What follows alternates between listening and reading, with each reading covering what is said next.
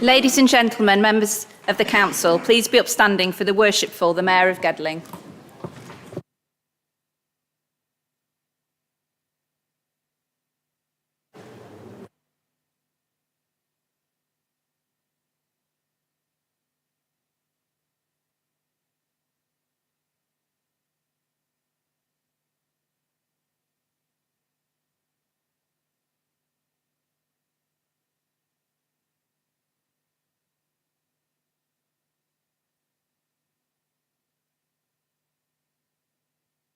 Isn't it? First of all, I want to say that we very sadly received notice of the sudden death of an ex-councillor, Mike Tees, who is known to several members. In order to recognise the past contribution made by Mike to the Gedling Borough community, we will have a minute's silence.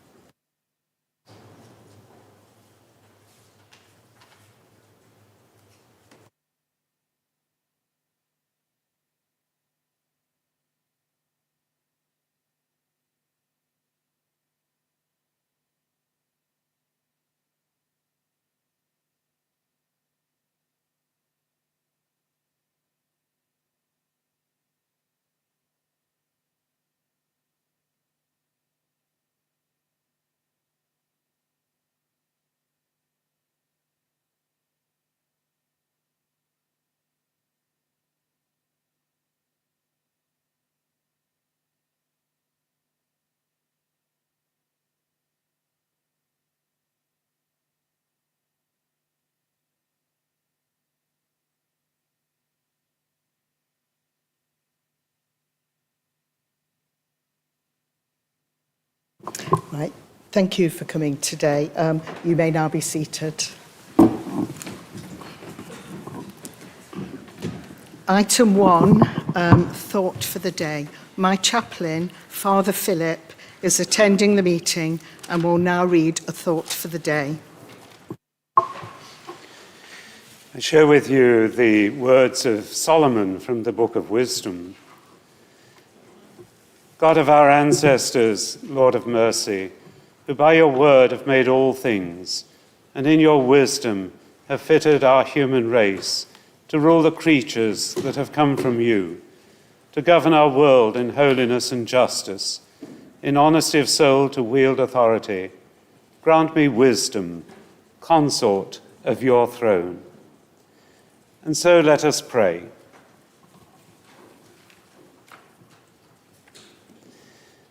God and Father, in humility, we recognize the current frailty of our world. Pour out upon us and through us and all people the spirit of wisdom and understanding, that we can seek harmony. Hear us for those who live in situations of poverty, violence, and injustice, and for whom every day can seem like a Good Friday. May they discover the life of Easter, that darkness which surrounds them might be transformed to light. Hear us for those who struggle with job insecurity, housing, and the cost of living. May just solution be found to their many problems, and once again the discovery of opportunity for laughter and love. Hear us for an end to war and conflict, for reconciliation between peoples and nations, that all may live as sisters and brothers. And hear us for the promotion of all that is good in our nation, for our sovereign Lord the King, for all peoples and nations of the United Kingdom, that we may live in harmony and safety, and for our borough and the promotion of its peoples to a better world of tomorrow through our conversations of today. We make our prayer through Jesus Christ, our Lord.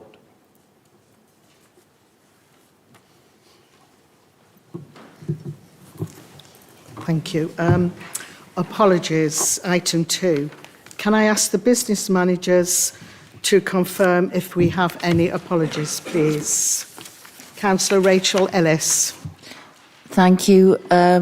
Apologies from Councillor Allen. Thank you. Councillor Sam Smith. All present, Madam Mayor, thank you. Thank you. Councillor Elwood. Thank you, Madam Mayor. All present. Thank you. Councillor Whiting. Both here. Thanks, Madam Mayor. Thank you. They are noted. Item 3 is the Mayor's announcements. Over the time since the last meeting, I've undertaken many community events. In particular, I want to mention the Netherfield Senior Citizen Easter Lunch that I attended. This is a group that undertakes amazing work to combat loneliness and isolation, as well as providing support networks for many elderly people. I've also been pleased to host an informal and constructive meeting with the newly appointed Lord Lieutenant Veronica Pickering.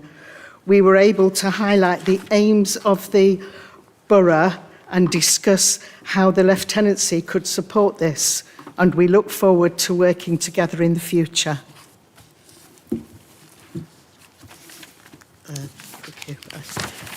Item 4 now I'll move on to approve the minutes of the meetings held on the 24th of January, the 21st of February and the 6th of March. Can I ask Councillor Clark to move and Councillor Payne to second, please? Thank you, Madam Mayor. Move.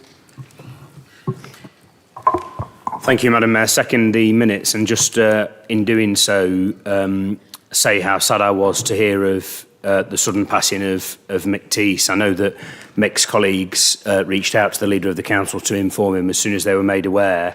I know he made a tremendous contribution while he was a councillor on Gedling Borough Council. He was obviously a Labour councillor, remained incredibly passionate about issues within Gedling Borough. Myself and Councillor Hollingsworth had only been in email correspondence with him 3 days before he suddenly passed away, and I know that he made a tremendous impact in the wider Labour movement, particularly through his passion in the trade union movement. So just wanted to say how sorry I am at the passing of Mick, and I know how keenly that loss will be felt by his family and his close friends and his colleagues in the trade union movement and the Labour Party particularly.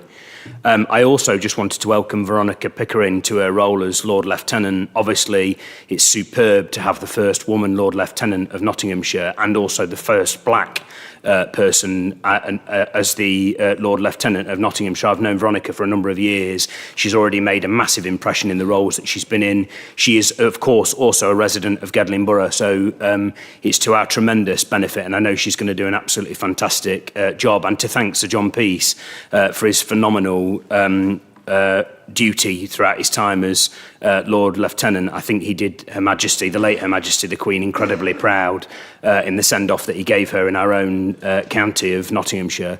And just to conclude, Madam Mayor, for the record, that I understand that Councillor Linda Pearson is not able to be here tonight for work reasons, so please could that be recorded as well in terms of apologies for the meeting. Thank you, Madam Mayor.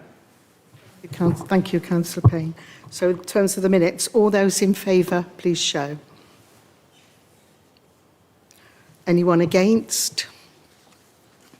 Any abstentions? Oops. Thank you, that's carried. Item 5, declaration of interests. Are there any declarations of interests? Okay, right. Thank you. I will move on to the next item. Item 6, petitions under Procedural Rule 7.8. None received, Madam Mayor. Thank you. I will move on to the next item. Item 7, questions asked by the public under Procedural Rule 7.7. Madam Mayor, we have received 2 questions and I believe both questioners are in attendance tonight. Can Matthew Francis ask his question, please?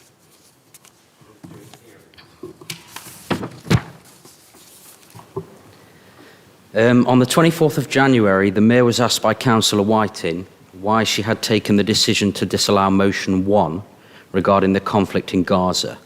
The Mayor stated one reason, in that she did not believe it complied with paragraph 7.12 brackets E of section 4 of the Gedling Borough Council Constitution.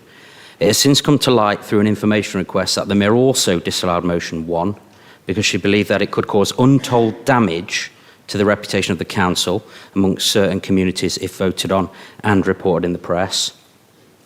and she also believed it held the possibility of threats to the personal security of members of the council or the public.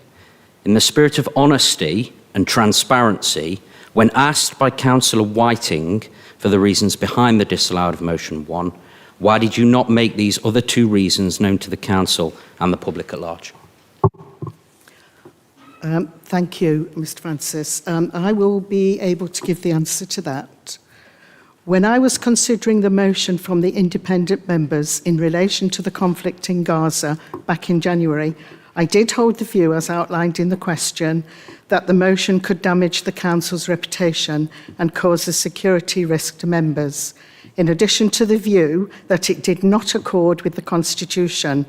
I emailed my views to the Chief Executive explaining the motion was disallowed. I have authority as Mayor to determine the validity of motions under paragraph 712E of the Constitution.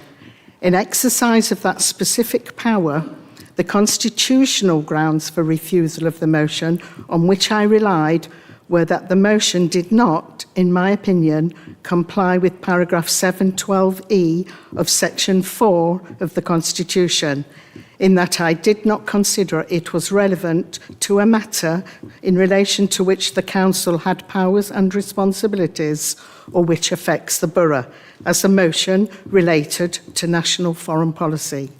Whilst I expressed wider reasons privately, I have exercised my mayoral authority in line with paragraph 12E of the Constitution, and that is the reason I gave in line with that authority in a public meeting.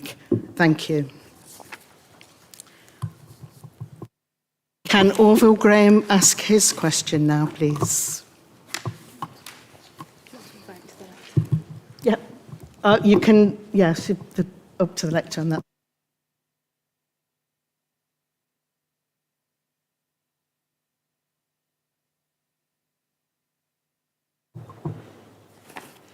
Good evening. I've had to, on advice from the council, I've shortened my question, but I do have my original question, which was sent by email, and the response from John Clark and Michael Payne here. So I'm not sure if I should read those out first, so that you can get some context to my Yeah, I think question. we just need to read the question as it is here on the agenda. Okay. I emailed Michael Payne, copying in John Clark, on the 31st of January and received a reply on the 8th of April. The answer does not answer my question. In my original email, I noted of nearly 50 councillors, officers and members of the public in attendance at the full council meeting in January 2024, apart from myself, there was only one other person from a visible ethnic minority.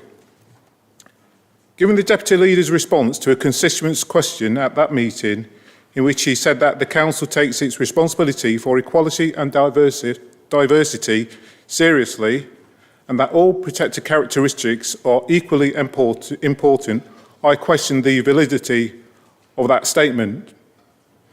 According to the most recent equality monitoring data, that's 2021, only 4.4% of the Council's employees were from visible minorities against a population of about 10%.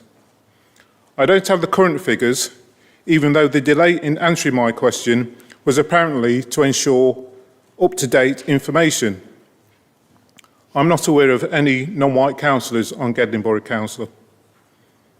I had asked that, given the Council's stated commitment to equality, I would be very grateful to know how Gedling Borough Council intends to make the Council more representative, ethnically, of the public it serves, and efforts to engage the Council's minority ethnic population in all activities, including local democracy. The reply from the Leader and Deputy Leader does not, unfortunately, answer my question. Indeed, it does not specifically address underrepresentation of minority ethnic people at all. I'd be grateful for a clear answer. How does Gedling Borough Council intend to make the council more representative, ethnically, of the public it serves and engage the council's ethnic minority population in all activities, including local democracy? That's it.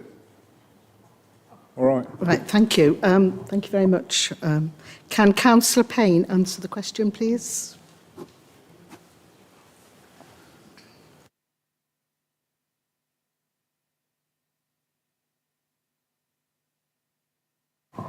Good evening, Mr Graham, and thank you very much for your question this evening and your earlier letter about what is clearly an incredibly important issue, which both you and I and the wider council shares a commitment and a passion to making progress on.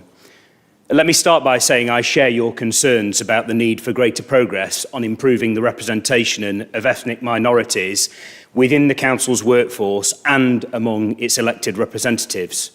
In the interests of transparency, Madam Mayor, I will read your original letter, Mr Graham, and the response from the Leader of the Council and myself as Deputy Leader of the Council.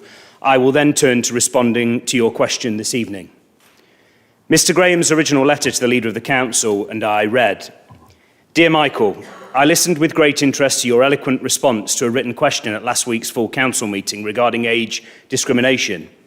In it, you stated that the council takes, quote, its responsibility for equality and diversity very seriously, close quotes, going on to say that all protected characteristics are equally important. You will be more than aware that Gedling Borough Council currently has no visibly non-white councillors. To my knowledge, it never has. This was, of course, evident to me at last week's meeting, but I also noted that of the nearly 50 councillors, officers and members of the public in attendance, only one other, apart from myself, was from a visible ethnic minority. I don't know the status of the person, but I believe she is an officer. I find this disappointing and hope that this disparity is also of concern to the council. Further, I note that according to the most recent Equality Monitoring 2021 data, only 4.4% of the council's employees were from visible minorities against a population of about 10%.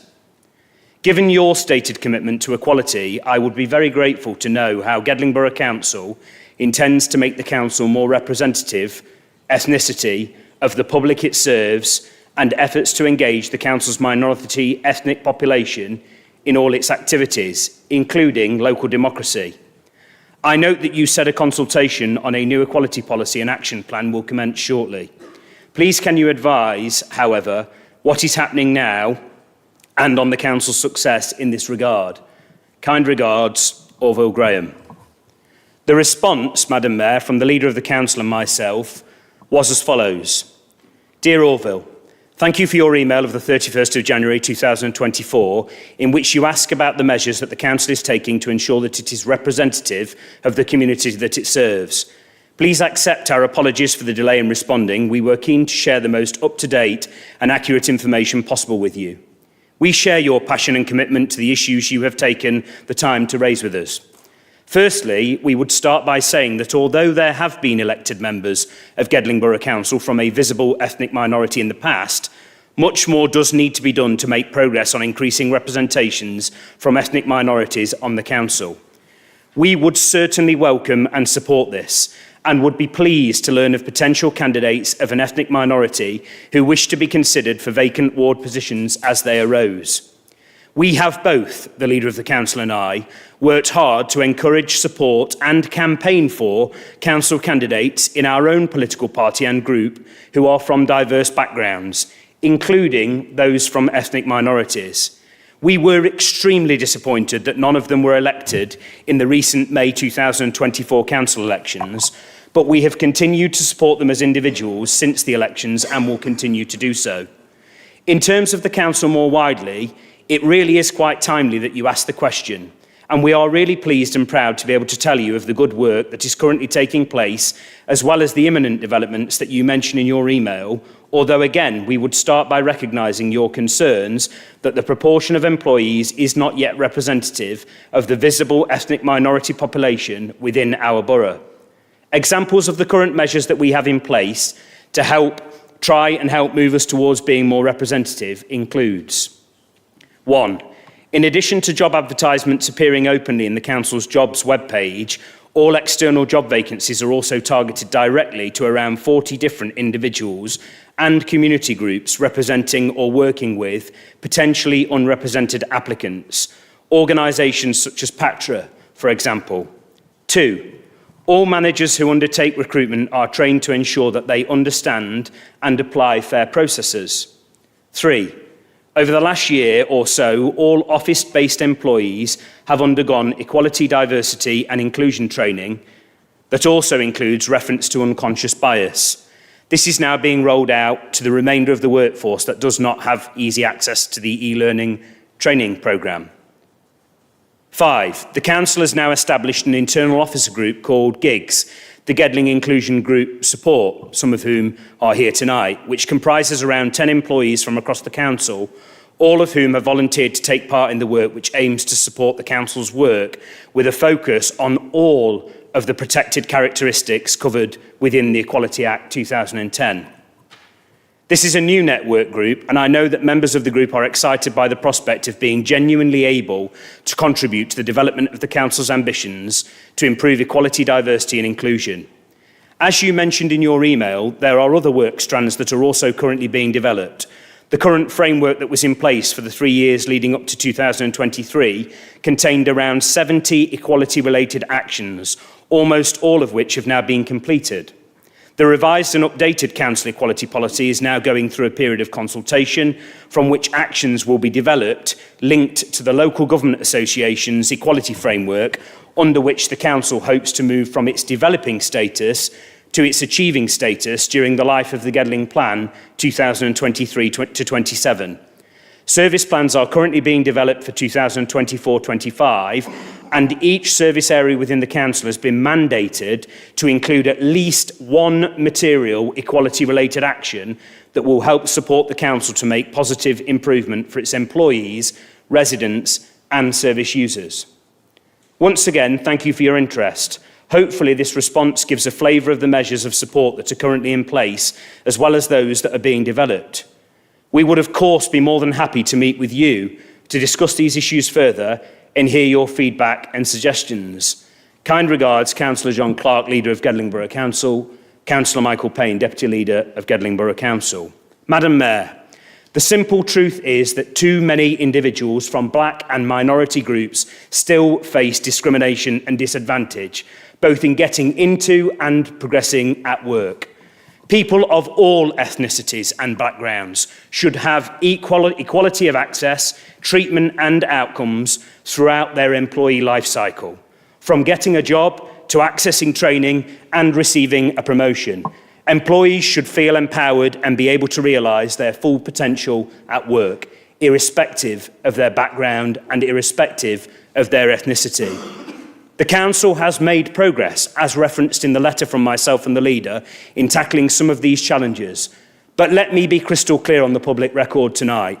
There is always more to do, which is why I welcome the question and the follow-up question tonight from Mr Graham. I have therefore, Mr Graham, asked the Council's Strategic Equalities and Diversity Group and our senior management team, led by our Chief Executive, to commission an independent review of the Council's recruitment and retention procedures, policies and culture, with a specific focus on the issue of the Council's staff being representative of the community it serves, including the representation of ethnic minorities within our workforce. There are, and you will be aware of these, Mr Graham, a wide range of important studies and reports into the issues facing black people and other ethnic minorities in the workplace, which the Council's senior management team and the Strategic Equalities and Diversity Group could examine as part of the independent review that they will commission. The 2017 McGregor-Smith review, led by a peer in the House of Lords, into issues affecting black and minority ethnic groups in the workplace. The CIPD's Race Equality and Inclusion reports, and the 2016 Parker Review into ethnicity on UK boards, amongst many others. Let me say, for the record, something I said in the letter. From a personal perspective, given that this question was asked directly to me, I will continue to do everything I can within my power to support people from ethnic minorities who wish to stand for public office too, both at a local and a national level, as I have done for the last 10 years, and to engage with our ethnic minority communities across Gedling Borough. I am also incredibly keen, as stated in the letter from myself and Councillor Clark, to listen and to hear your views, Mr Graham, and your own suggestions about how further progress can be made on this important issue. I am always conscious of the criticism of people having a debate about minority communities, about those minority communities, without those minority communities in the room. I would therefore reiterate, Mr Graham, the invitation from the Leader of the Council and myself to meet with you, to listen to your concerns carefully and your own suggestions regarding how further progress on this incredibly important issue can be made.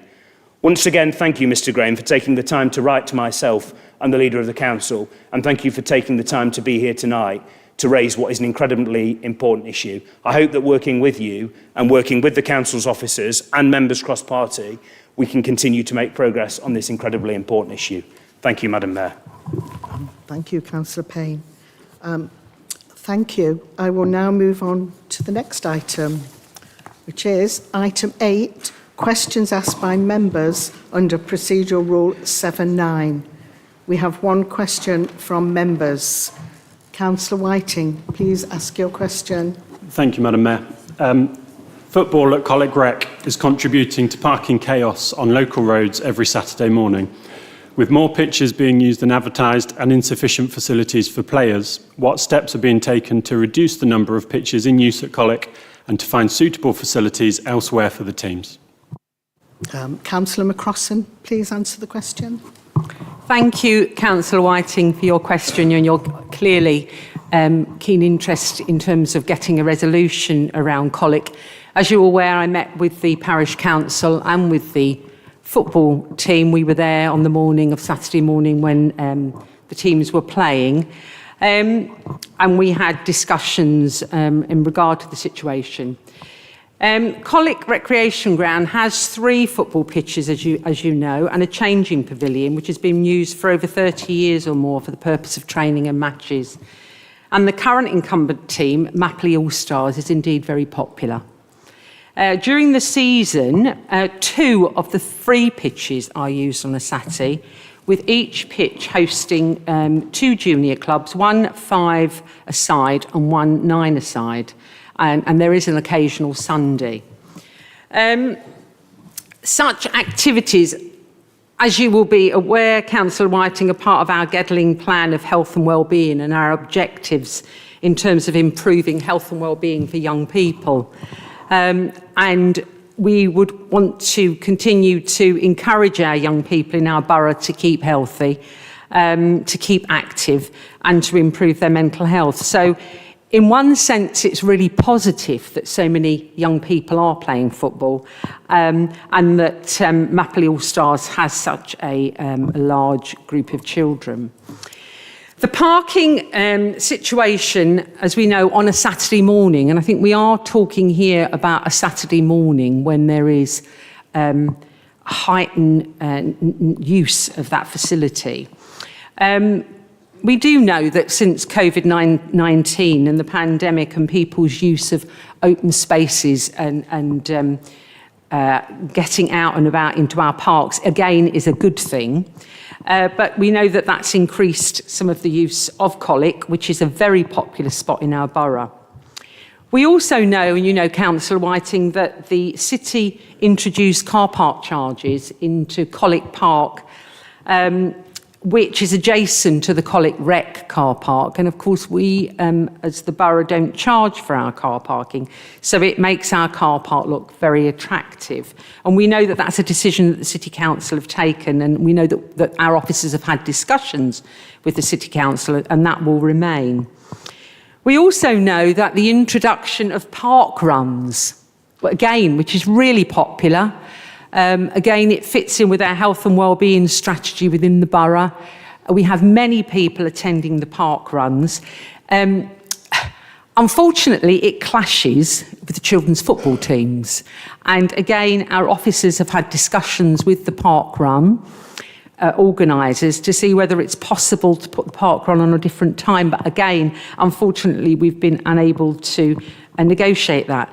So that, together with the very unusual new attraction, which is the fish flow, which again will start attracting even more people to the area, which has been developed on the Colic Park site. But again, our car park is very popular. And also we know that in the summer that the Colic Wild Swimming, again, and the park at Colic Park and Colic Rec attracts lots of people. So it's a bit of a hot spot, and I know that that's caused particular concern to residents around parking, antisocial parking, parking in people's drives, parking on yellow lines, and causing, and can be seen as not very respectful, quite dangerous at times. And it's something that we and the parish council and the borough have looked at again to try and look at how we can get a resolution. And I know that Councillor Whiting, when I spoke to the parish council, that the county council, and I think some of the councillors in the room are county councillors, have been down to look at the site, again, to look at how we could implement, or how the county council could implement in terms of the highways to try and create some yellow lines, some restrictions to try to stop that antisocial parking. But my understanding is that nothing has happened since then. What we've been doing in terms of pitches and facilities, we continue to try and improve the facilities for our players and teams. Like we say, there is a third pitch, but we don't use the third pitch because the site is oversubscribed for that reason. The numbers of games is being limited to 4 games on a Saturday, with 1 spilling over and onto Sunday. Parking is an issue, and we understand that additional car parking, Councillor Whiting, you yourself have sought some additional car parking for the home club to encourage the use of this additional car park facility to reduce the number of vehicles parked on the roadside due to the car park being full. In terms of suitable facilities elsewhere, in terms of the teams, I mean, it's good to know that as a borough, we have many football teams within our borough, in most of our open spaces. We have football clubs, and again, we have boys and girls playing, and again, it very much does meet what we want to see in the borough in terms of healthy young people. The Mapley All-Stars, as you know, were temporarily relocated to the Colic Rec site when we were doing work as part of the Gedling Country Park and also work on the Lamley Lane site to improve facilities now. But I'm pleased to say that recently they've seen that recently they've returned to the Lamley Lane. So the over 11 teams are now playing back on the Lamley Lane recreation, which is great. So we face the parking issues on other areas of the borough and in other open spaces. Clearly, tolerance and trying to work together is the answer to this problem. We don't want to ban football in our open spaces. We want to keep young people active. But it's about educating the adults and the parents around how we can ensure that they park in a respectful way that doesn't cause distress to residents. I think that to look at a way forward, Councillor Whiting, I would suggest that the borough, the parish council and the local residents work together to think about how we could put a proposal together to the county council. Once again, you have the responsibility around highways to see what we can do to improve restrictions in the area to ensure that people only park in areas that they're allowed to park. So I suggest that I as portfolio will continue to, with officers, endeavour to look for a solution here. We know that we spoke about before about improving the car park, and again I'm working with the leader and the deputy leader around options going forward, maybe looking again in next year's budgets. But that's something that we will have to discuss further in terms of improving the facility there, as we know that our finances, we're not awash with finances, and we're trying to do the best we can with our limited budgets within our borough. So thank you again, Councillor Whiting. I haven't forgotten about Colic Rec. It's a great resource that you have on your doorstep, and many young people are really benefiting from it. But equally, I hear what residents, parish council and yourself are saying about how difficult it is, particularly on a Saturday morning when you're trying to go out and about. So once again, thank you, and I suggest a way forward would be that us, the parish, local residents, meet together to work on a proposal to present to the County Council. Thank you. Thank you. Councillor Whiting, would you like to ask a supplementary question? Very briefly, if I may, Madam Mayor. Thank you, Councillor McCrossan, for a characteristically comprehensive response. And I think the thing that has characterised this issue is the way that we have actually all been able to work together, yourself and officers. It was actually Councillor Adams in his capacity as County Councillor who secured some additional car parking as well. And I understand the yellow lines are coming in the next few weeks. But for example, on this Saturday morning, we've got 2 games kicking off at 10, finishing at 12, and 2 more kicking off at 11, finishing at 3. So that's about 50 cars that are going to be trying to park. So I just wondered, Councillor McCrossan, could you give any indication of if and when and whether some of these junior teams will be returning to Lamley Lane to try and reduce the number down at Colic? Because like you, I don't want to stop people playing football. I want more young people to play football. My own kids will probably be playing football at Colic Rec in the not too distant future, although we'll be getting the bus, I hasten to add. But yeah, is there any plans to at least think about reducing the number of teams? Thank you. Thank you, Councillor Whiting. Again, I will discuss with the appropriate officer around the teams playing currently at Lamley to see if there's any possibility that we could move some of the junior teams. My last conversation was that it wasn't possible, but I will discuss again, so thank you. Thank you very much. I will move on to the next item, which is item 9, questions by members concerning any matter dealt with by executive or a committee, procedural rule 711. There are 16 sets of minutes on this agenda. If any member would like to ask a question or make a comment about any of the minutes, would you please indicate to the page number that you are speaking about? First minute, A to H. Any comments or questions? Give people time. Minute I to P. Any comments or questions? Thank you. I will move on to the next item. Oh, yeah, it's a water. Have you got a tissue?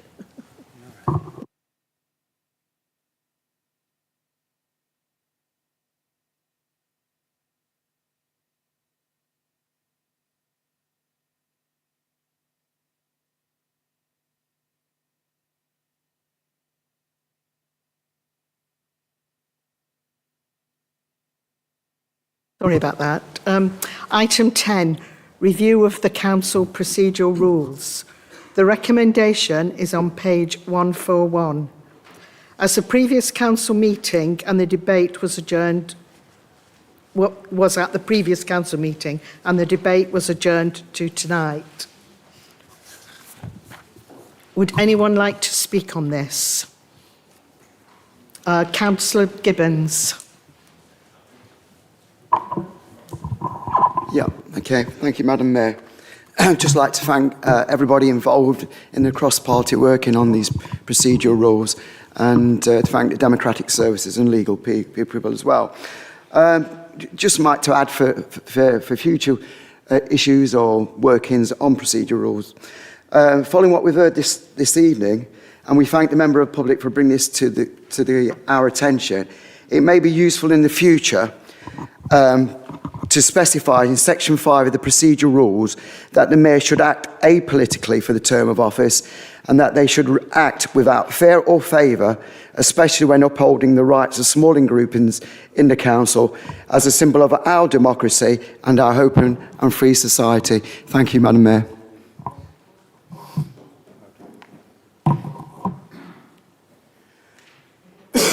Speak. Councillor Clark. Wood first, sorry, I beg your pardon, Councillor Clark. Didn't see his hand at the back. Thank you, Madam Mayor. Yes, I would just like to thank the interim corporate director, I presume acting in her role as monitoring officer, for all the work that she did in bringing this about. We met a couple of times and we didn't have unanimity on everything. I think the issue that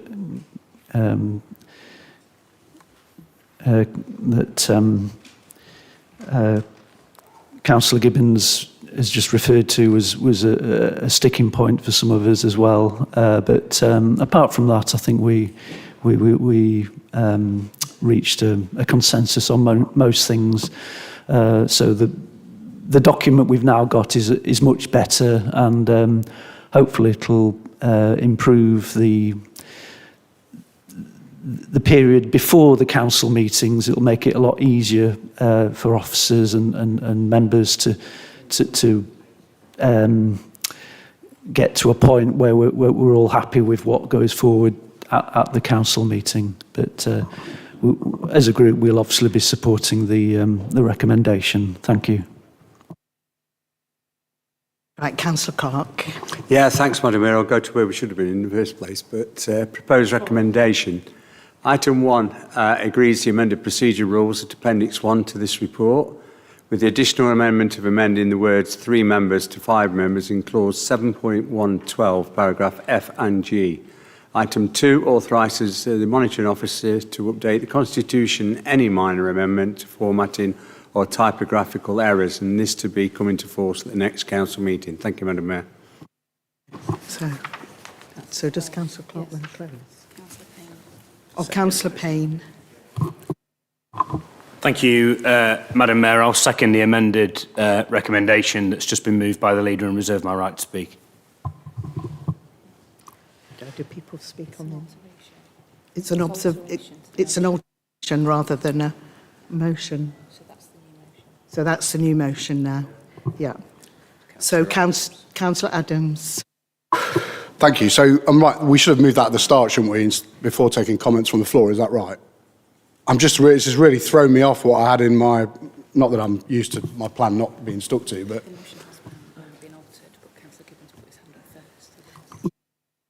Motion has been altered, but Councillor Gibbons put his hand up first before it was altered.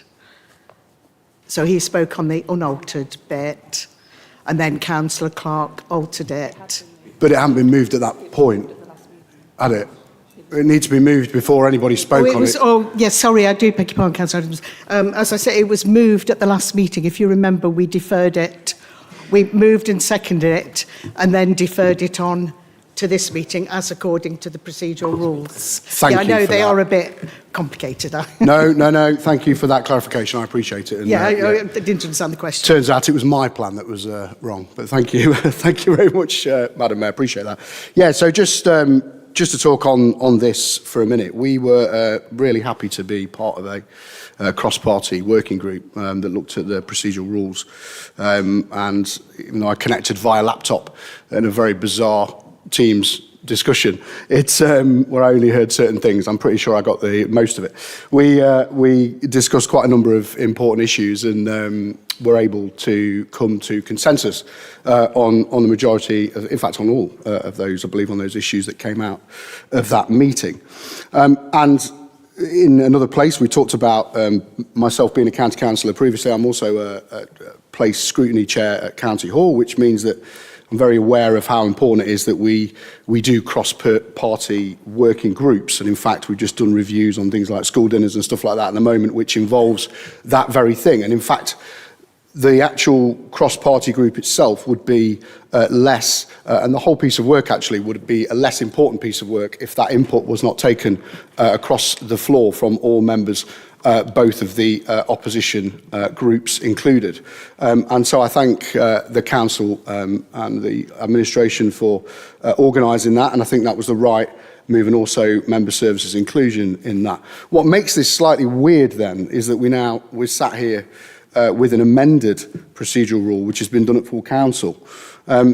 I've thanked the Deputy Leader for his call this morning in regards to briefing on the fact they were going to amend this, and I do appreciate that. It did give me an opportunity to have a conversation with my own group about the ramifications of that and what that means. You know, I think it's really important that if we do have cross-party groups, and we do agree that that cross-party group is going to come up with recommendations to improve procedurals across this council, that those recommendations are taken forward and acted upon in actually as they are written, as opposed to coming to an arena where somebody has a ginormous majority that can ensure that that change goes through.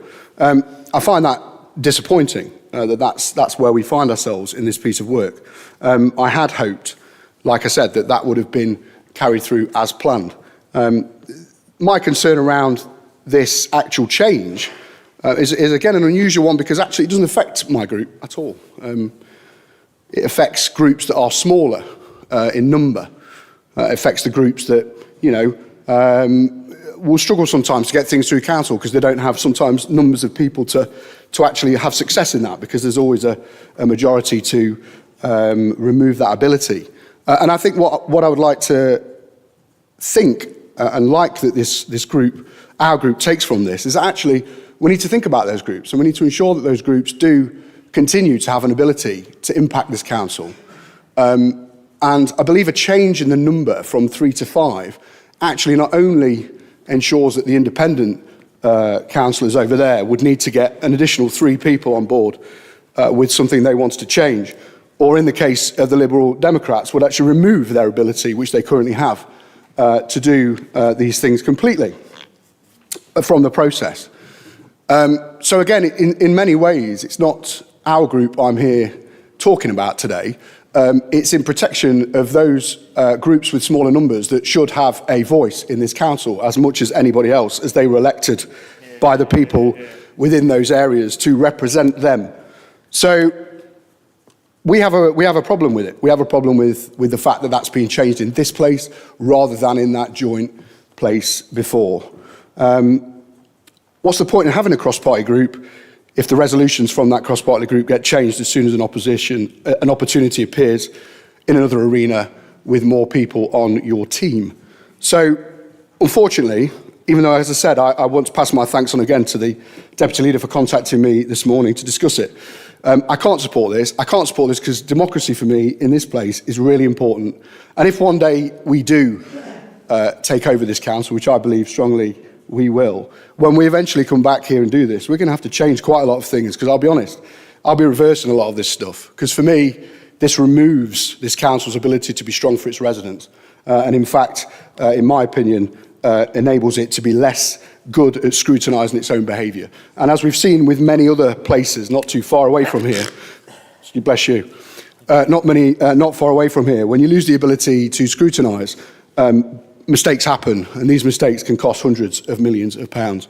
So please, ladies and gentlemen, I would really appreciate back in here tonight, from all of you actually, to not back this amendment, in fact keep the working group's work as it was at point of completion. Thank you.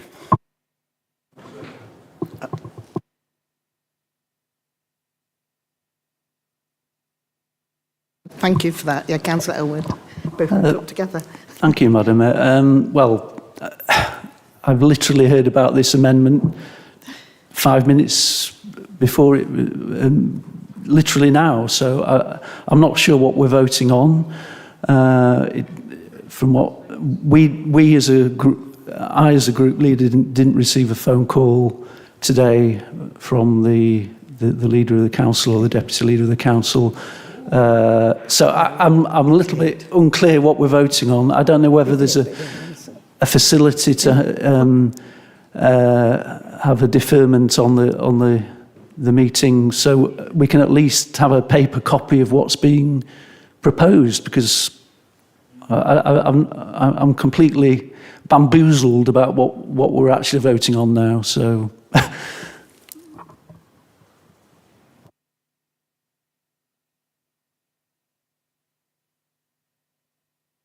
Yeah, thank you, Councillor Edward.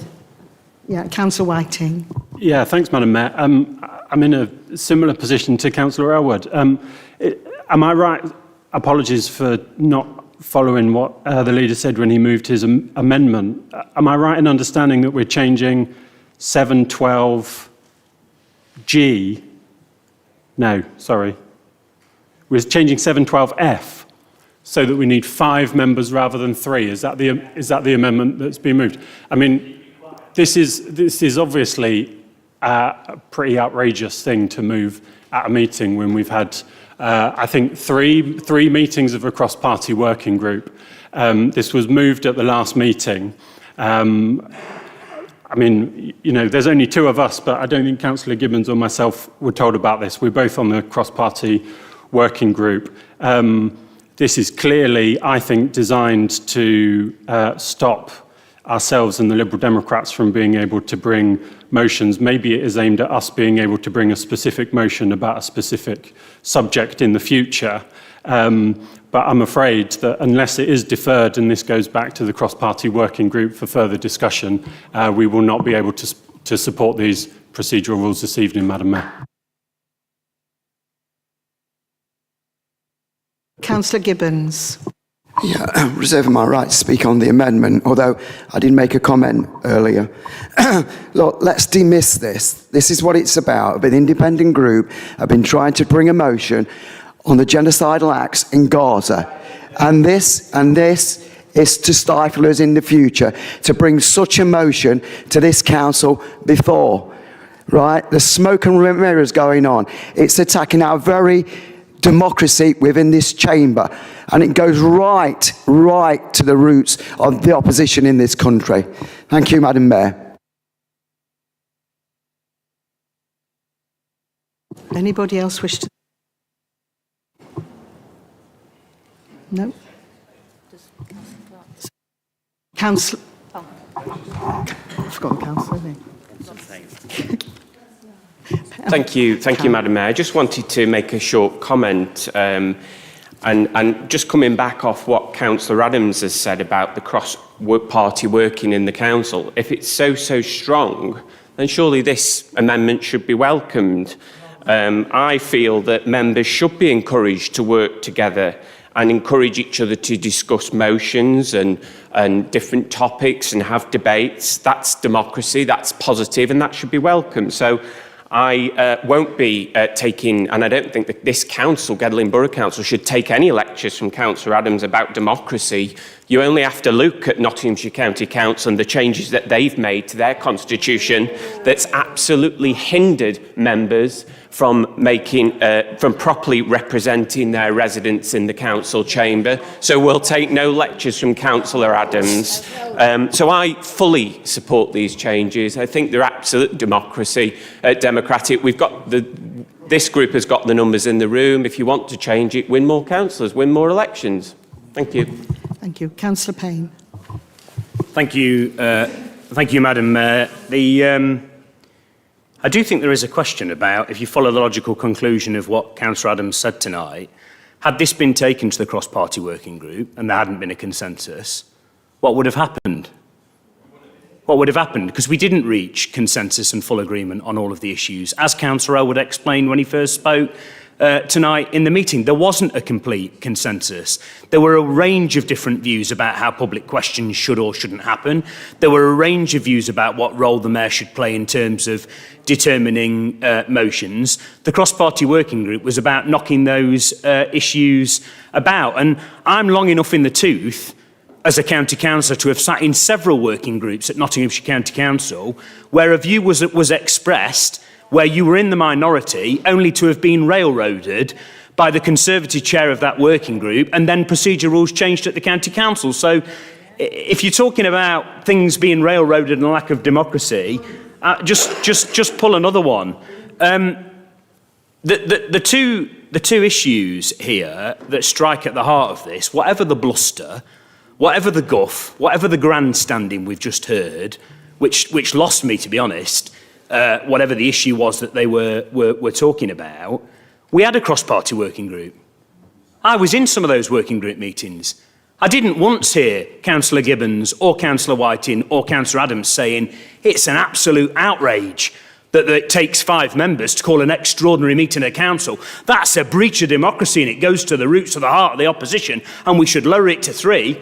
I never once heard them raise that issue. I never once heard them complain about this issue. The truth is, Madam Mayor, because either they didn't do their homework and they didn't read the procedure rules, or because it never really was an issue, but it suits for it to be made an issue tonight. The truth is this. Excuse me, Councillor Gibbons. In this, we are all listening to everybody's reasons. We don't need to shout out. If you need to say something, you need to put your hand up. The truth is this, Madam Mayor. There is a provision in the Constitution, which we are going to approve tonight, that allows 5 elected members of Gedling Borough Council to call an extraordinary meeting, to effectively overrule the Mayor and call an extraordinary meeting. For Councillor Adams' sake and Councillor Gibbons and Councillor Whiting, since they've made protestations tonight, that is a statutory figure set by central government, 5 members. And all this Labour group is saying is that in order to bring an emotion overruling the Mayor who commands a confidence... clarification, who commands... Sorry, excuse me, I have to take the point of clarification. Can the legal monitoring officer just clarify that that is government statutory guidance, please? It is statutory guidance. We've already had that checked. Thank you. I'll just ask for clarification. I'm allowed to do that. I know you don't like the truth and you don't necessarily like hearing the truth from Labour elected members, Sam, but I've done my homework on this issue. The point is this. We're simply saying, on this side, that if it's statutory requirement for 5 members to overrule the Mayor who commands a confidence in this chamber, whatever that confidence is, Conservative, Liberal Democrat, Labour, cross-party, no party, the same principle should apply about overruling the Mayor and de facto overruling the monitor officer to bring a motion to the floor contrary to their agreement. That is all we are saying. There is nothing else to hide under the carpet. This has got nothing to do with Keir Starmer. This has got nothing to do with a foreign policy debate taking place in the Middle East. This is simply saying there is a statutory provision for 5 members set by central government who can override the Mayor to call an extraordinary meeting, and we're simply saying there should be parity of esteem with the right to overrule the Mayor and de facto the monitoring officer in terms of bringing a motion. It is no more or no less controversial than that. And just to reply specifically to the point that Councillor Elwood made, and I accept that he may not be able to have got to this, you will find, Councillor Elwood, that there is a fairly detailed voicemail on your phone. I made a call to you at the same time I made the other calls that I made this morning in best efforts to try and reach people. I know that is not always possible. I recognise people have very busy lives, but I tried in my best efforts to try and reach at least some consensus before we came to the chamber tonight. But it is a principled point that is at stake here. And just to do a bit of maths for those who have raised the question, the figure is 5. The figure is not 7 or 8. This is not about trying to stop anybody doing anything. The figure is 5. I think my maths at Richard Bonington School was quite good. 4 plus 2, the Liberal Democrats plus the Independents, arrives at 6, which would not preclude the smaller groups in this chamber from carrying out both of those constitutional provisions. And that was a deliberate decision by this Labour administration to peg the figure at the statutory requirement. Sorry, Councillor Payne, I do have to stop. Is it a point of order or clarification? Right, did the Deputy Leader contact the independent group or leave a voicemail? Simple question. Yes, I made efforts to contact every single group on this council, and I could not contact and did not contact the independent group or the Liberal Democrat group. That is the answer to the question. Thank you. I'll conclude by saying it's a really straightforward principle, Madam Mayor. This is not about trying to curtail anybody or anything. It's about moving the 3 to 5 in line with the statutory requirement for calling an extraordinary meeting, which would not preclude the independent groups using that constitutional provision should they wish. Thank you. Anybody else? Councillor Smith. Thank you, Madam Mayor. Going back to Councillor Adams' introduction, this is all about democracy. I was quite appalled to hear the Labour member talk about, and the arrogance of the Labour member, talking about the majority that the Labour group has in this chamber, and they'll do whatever they like because they have a majority. What's the point the rest of us being here?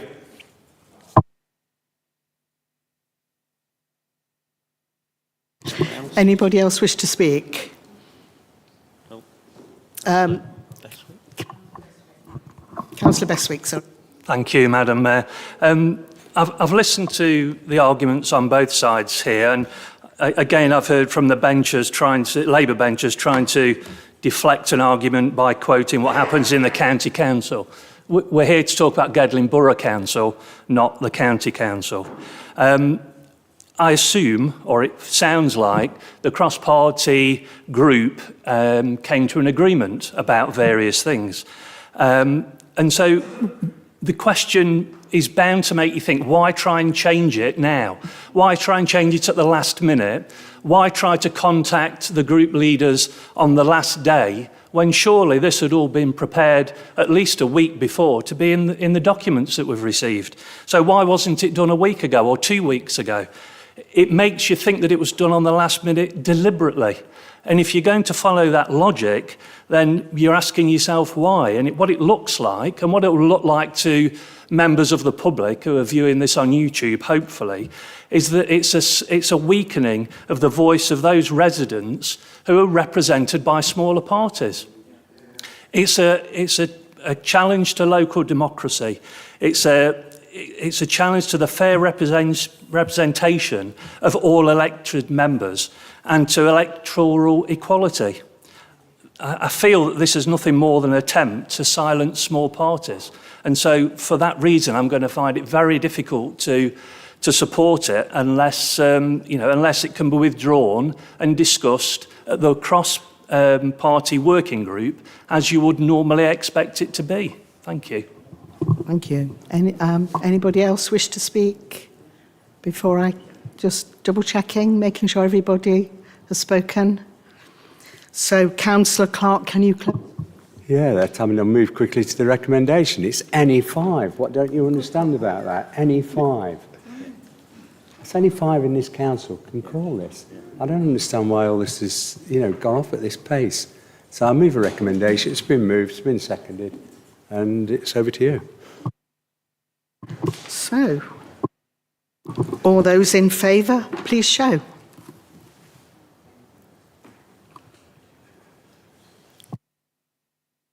Anyone against?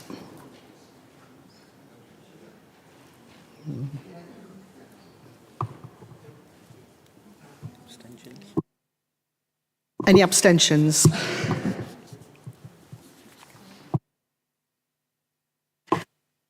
That's carried, thank you.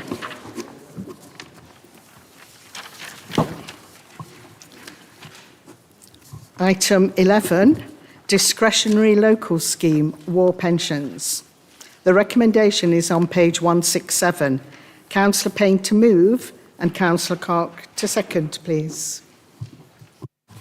Thank you very much, Madam Mayor. This council is incredibly proud of having signed the Armed Forces Covenant on the 29th of April 2013. I think I'm right in saying that we were the first council in Nottinghamshire to sign the Armed Forces Covenant, and we are very proud of the strong relationship we have with both our current serving Armed Forces personnel and our veterans community as well. And I should say at the outset, Madam Mayor, a huge thank you to everybody who serves our king and country in our armed forces, and to those who have given sacrifice, and some who have given their lives in previous conflicts around the world, serving for our country, but also alongside our country too. It's for that reason, Madam Mayor, that I'm really pleased that this report is here before us tonight from our Housing and Welfare Manager. It sets out the historic position of Gedling Borough Council, which further to our Armed Forces leisure card, which we introduced, which gives free access to certain leisure facilities for all those currently serving and former veterans in armed forces, something that this administration was very proud to introduce. That also historically, Gedling Borough Council has always taken advantage of provisions that there are in legislation to disregard the income of claimants and their partners who receive from the War Widows or Widowers / War Disablement scheme and the Armed Forces compensation schemes when we are calculating housing benefit, and by extension, I should say, discretionary housing payments, because you have to be in receipt of housing benefit to be permissible for discretionary housing payments. The council's historically always used that disregard, that it's allowed within legislation. And what this report before council does tonight is to reaffirm, recommit to continuing to implement those disregards. I have a technical amended or altered recommendation, Madam Mayor, on the technical point that I have just made.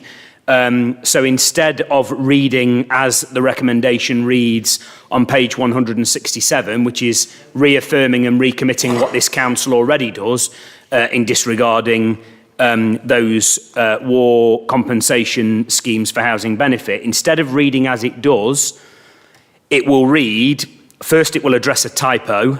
The word disregard should say disregarded, so there is an addition of an ED at the end of the word. And at the end of the sentence of the recommendation, which is on page 167 in the pack, there will be a comma after the word housing benefit, and we will add in the words, and by extension, discretionary housing payments, because you cannot be in receipt of discretionary housing payments unless you are in eligibility for housing benefit. So it's reaffirming and recommitting what this council is already proud to do, and making sure that both housing benefit and, by extension, discretionary housing payments are covered. This council will always stand by our brave armed forces and our armed forces personnel. There's always more we can do to support them. I know Councillor Hollingsworth, over a number of years, and alongside other members, have been hosting an armed forces breakfast each month, and there are many other things we do with the Royal British Legion and other organisations to support our armed forces. There's always more we can do, but this is a proud recommitment of what this council's been doing for very many years. So I will move the altered recommendation, Madam Mayor, which is going to be seconded by Councillor Clark.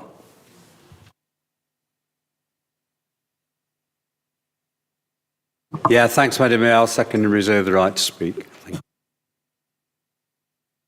you. Anyone like to speak on this? Councillor Adams. Thank you very much, Madam Mayor. Yes, it's already in the motion, actually, incoming. There's a part in there already that talks about the discretionary payments element as well. So if you want to save adding it to this one, you could just quite easily add it to the motion that's already there, along with the other things that have been recommended in it. I'm sort of a bit confused as to, are we just going to move items from now on, then pull things out of motions and drop them into current things so that, I don't know, I don't really understand how we've got here with that. You know, is it going to be, are all papers going to be printed on the morning of the meetings and we're just going to throw in what we want? What's the crack? Obviously, because I'm just confused as to what this, if it's already in the motion, it's already in the council's papers, then surely dragging it out of that is pointless because it's already there. I don't really see what the point of that is. If somebody could explain or clarify that, namely yourself as Fran, would be fantastic. I don't really understand. We've got a motion coming with that in it. So. And it's printed in the agenda pack. It's already there, so it's going to happen in that motion. So what's the point in it being moved and seconded? Can't look at the deputy.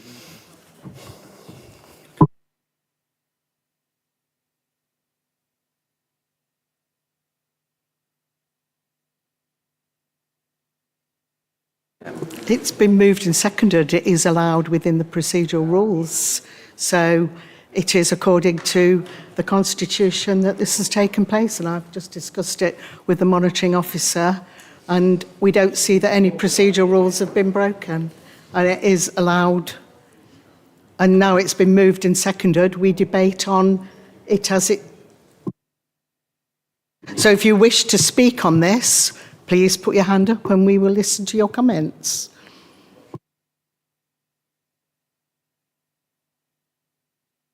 Does anybody wish to speak? Right, if nobody wants to actually say anything, You proposed it.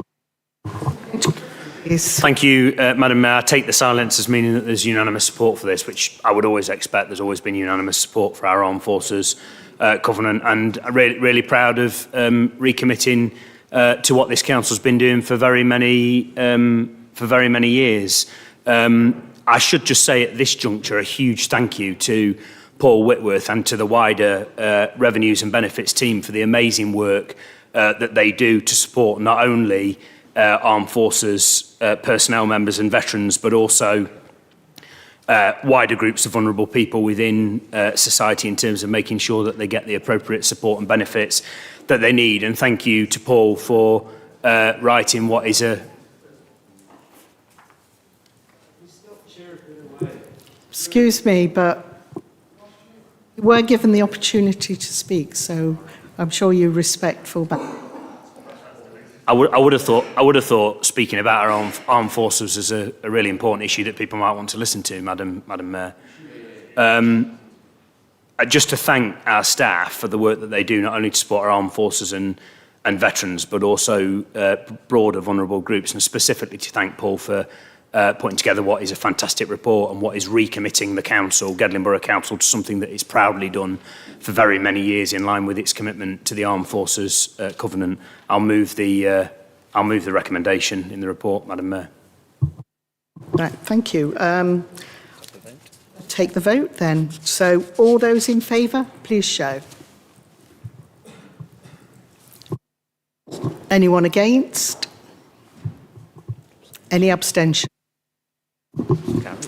Thank you, that's carried.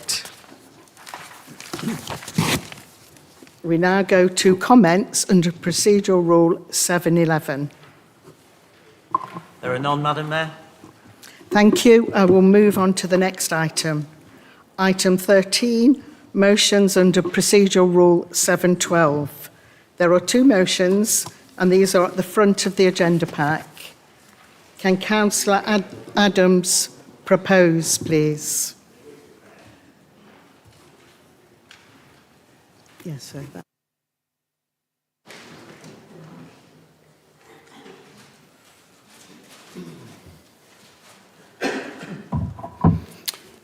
Thank you very much. Yes.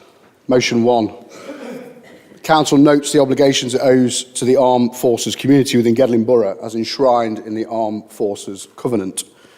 That the Armed Forces community should not face disadvantage in the provision of services, and that special consideration is appropriate in some cases, especially for those who have given the most. Gedling Borough Council, along with all local authorities in Great Britain, has proudly signed the Armed Forces Covenant.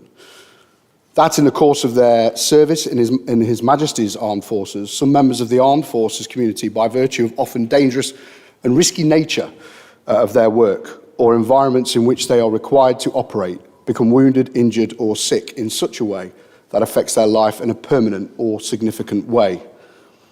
That a number of military compensation schemes exist to recognise and compensate service personnel and sometimes their families for the hardship, inconvenience or ongoing impact conditions such as PTSD, limb loss, hearing loss, etc. Military compensation can be awarded through the War Pension Scheme, Armed Forces Compensation Scheme, or through a Veterans Occupational Armed Forces Pension Scheme. Known as service invaliding pensions or service attributable pensions. Compensation awards under these schemes may also include supplementary payments. This compensation often interacts with benefits issued through local authorities and may impact a veteran's entitlement to such benefits.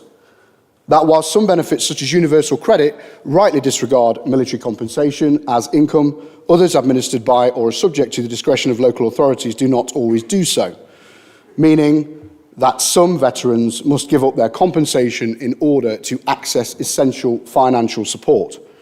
A 2022 Freedom of Information request by the Royal British Legion showed that only 1 in 5, or 19%, of local authorities in Great Britain rightly disregarded all military compensation when assessing local benefits claims for housing benefit, council tax support, discretionary housing payments and disabled facilities grants. In light of the above, the Council resolves to that no member of the armed forces community should be forced to give up their military compensation to access the same welfare support as their civilian counterparts, to support the Royal British Legion's call for all forms of military compensation to be disregarded as income in the assessment and administration of locally administered benefits over which this council exercises discretion, council tax reductions, housing benefit, discretionary housing payments and disabled facilities grants. And third, to ask the Executive to review relevant local policies to reflect such a position and report back to an appropriate meeting of this council.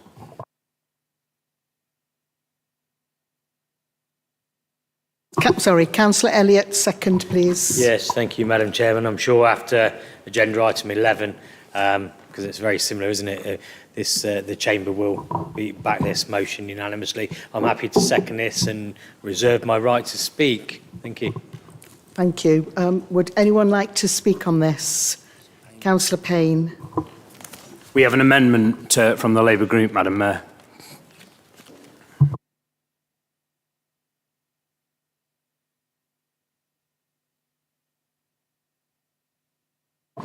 Thank you, Madam Mayor, and can I first of all put on record my thanks to Councillor Adams and Councillor Elliott for bringing the motion before Council tonight. It is, of course, a motion that in some part is not necessarily needed because there was already a report on the Council which has just been agreed, which recommits Gedling Borough Council to something that this Council has been doing for many years, which is disregarding the schemes that are referenced in the motion for the purpose of housing benefit and discretionary housing payments.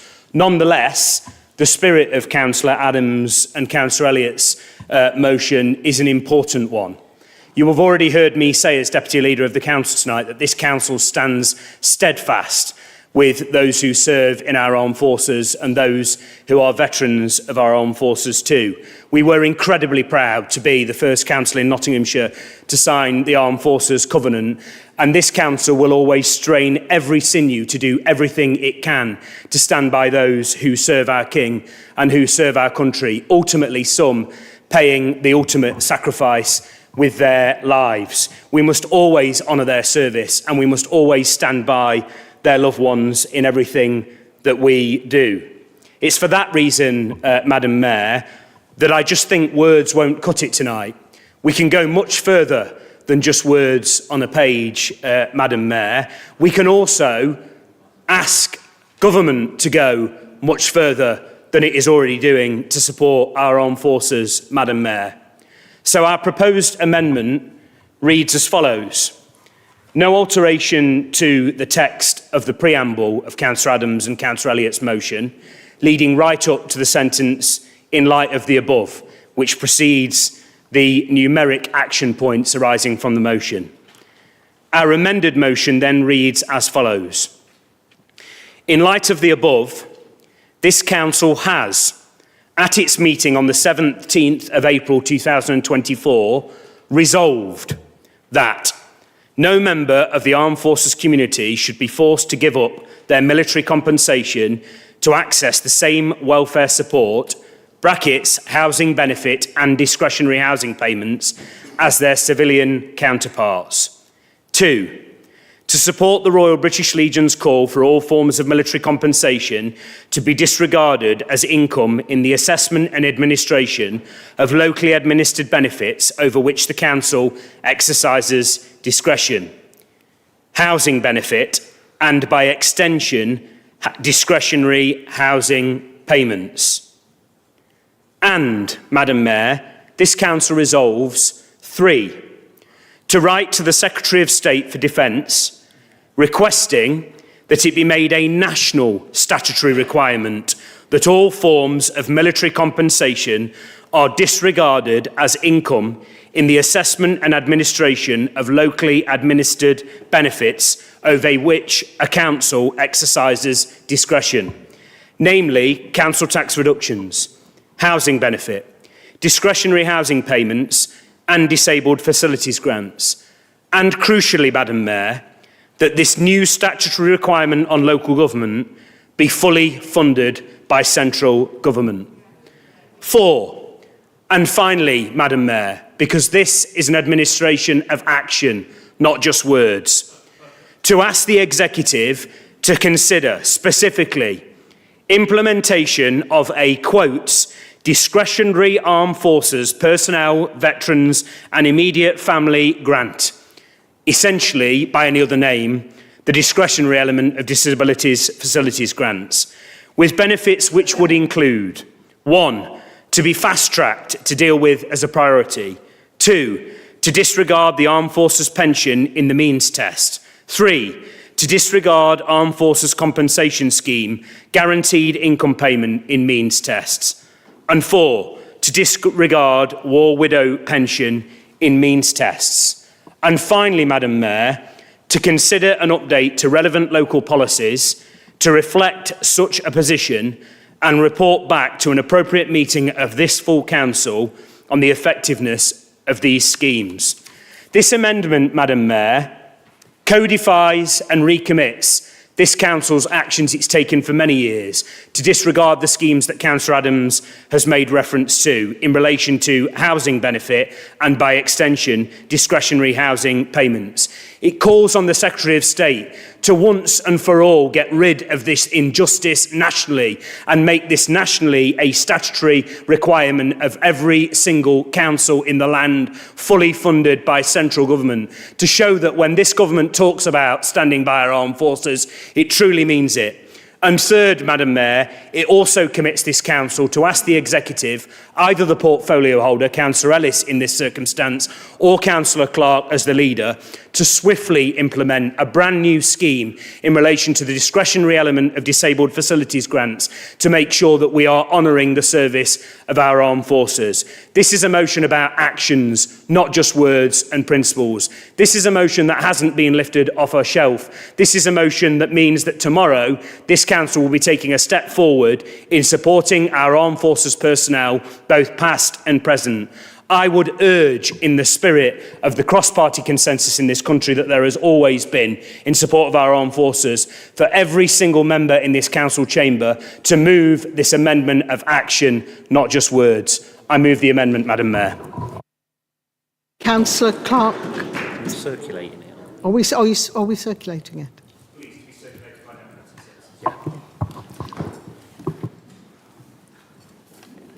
Do you want me to second it, Madam Mayor? Councillor Clark, can you second while it's being circulated? Hollingsworth. Oh, sorry, Councillor Hollingsworth. I beg your pardon. Says Councillor Clark. Thank you, Madam Mayor. Second the amendment and reserve the right to speak. Thank you. Thank you.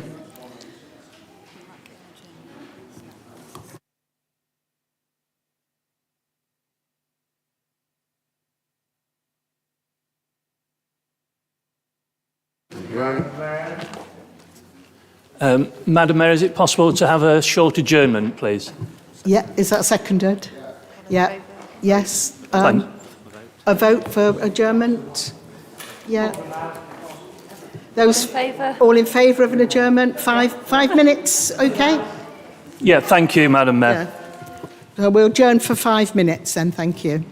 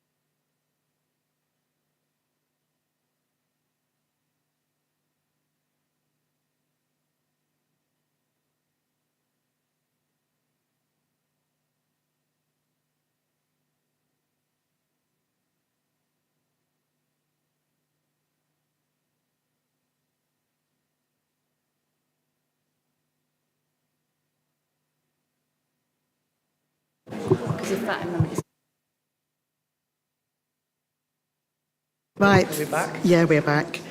All right, thank you. Thank you very much. I believe we're all back in the chamber. Bang your gavel. No, I'm not going to bang the gavel. Oh. Go on. Go on, I've been told to bang my gavel. Power, you see. Yeah, I just want to... Are we all back here? Are we ready to... Are we all returned? No, we're missing. Who we're missing? Sam Smith. I don't want to start until everybody's here. Oh, and Councillor Clark's not here either. Right, Councillor Smith. Now, where's Councillor Clark gone? Shall we start? Yeah. Yeah.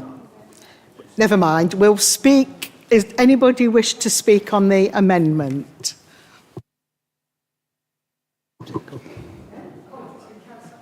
Councillor Adams. Thank you. Yes, just to confirm that we, from the original Conservative motion that we put through in motion one, we accept the amendment, Madam Mayor. Thank you. So that means we...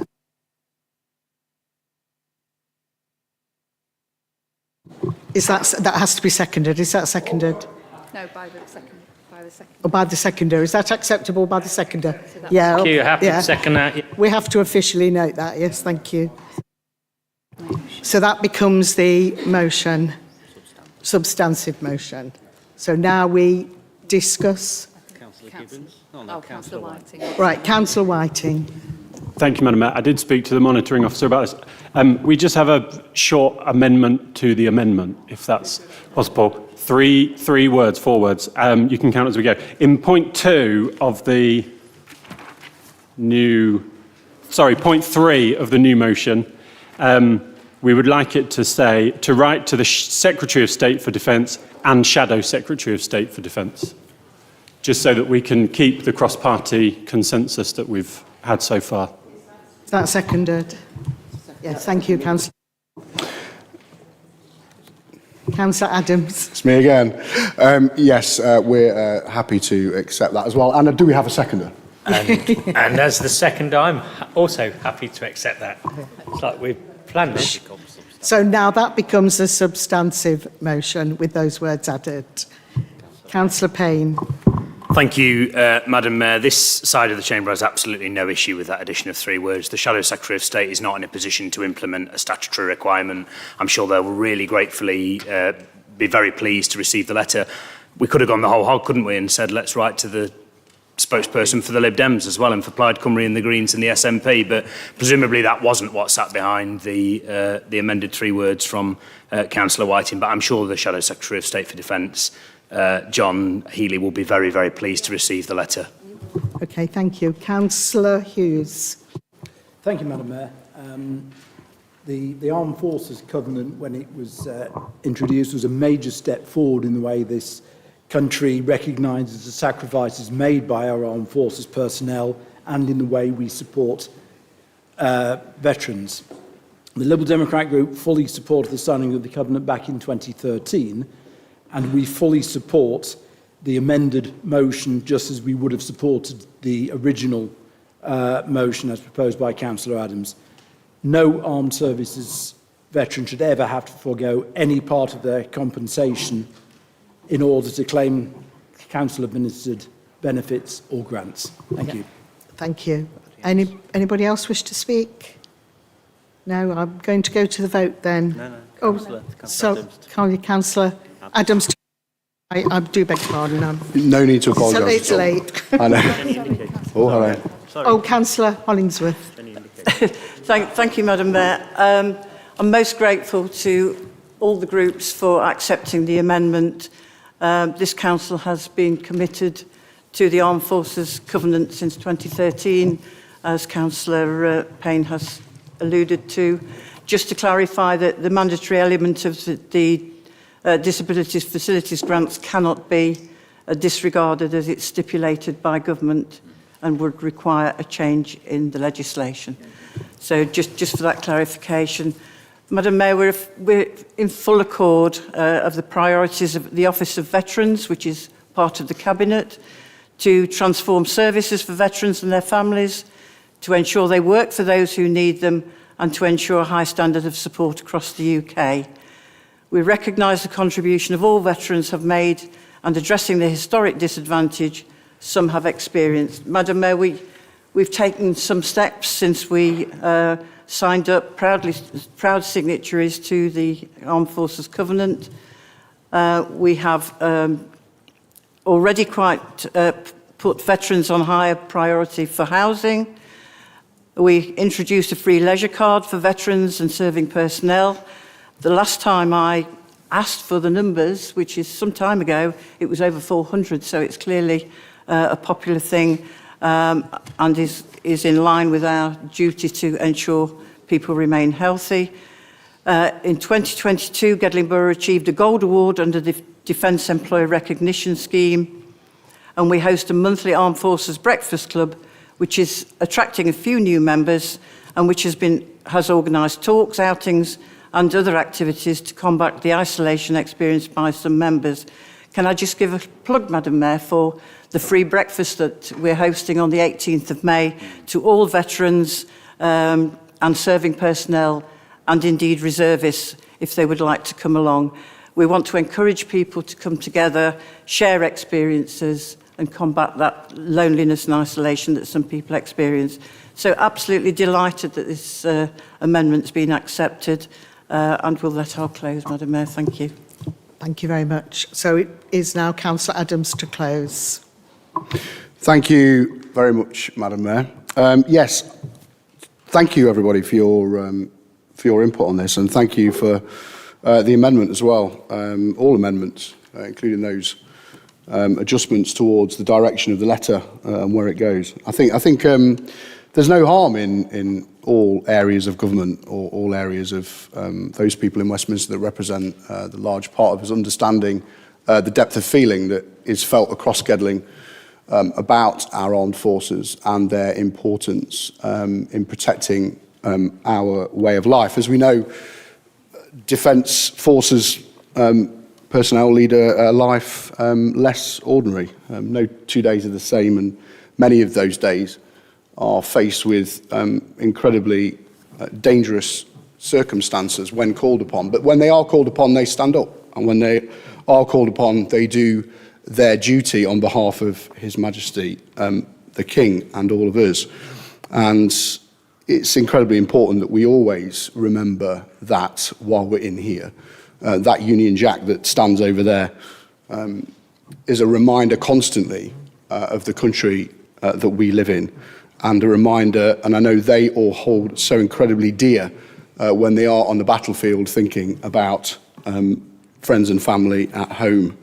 And for some people that come back from those incredibly difficult situations and are in need of compensation due to injury, to be able to support them by ensuring that compensation all goes to them and helps them support their lives as they return back to civil society, I should say.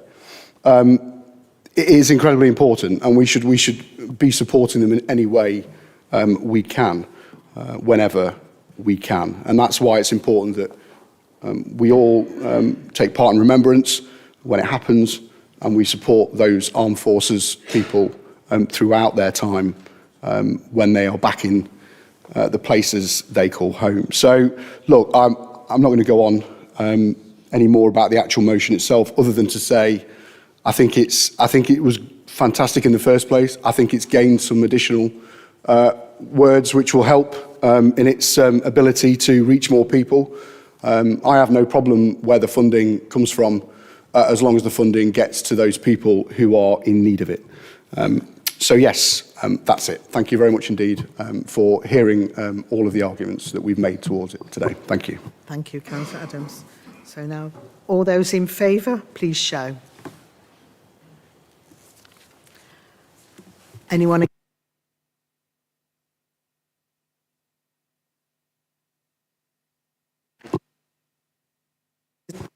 It's me light. That motion is carried. I will now move on to the second motion. Can Councillor Sam Smith propose, please?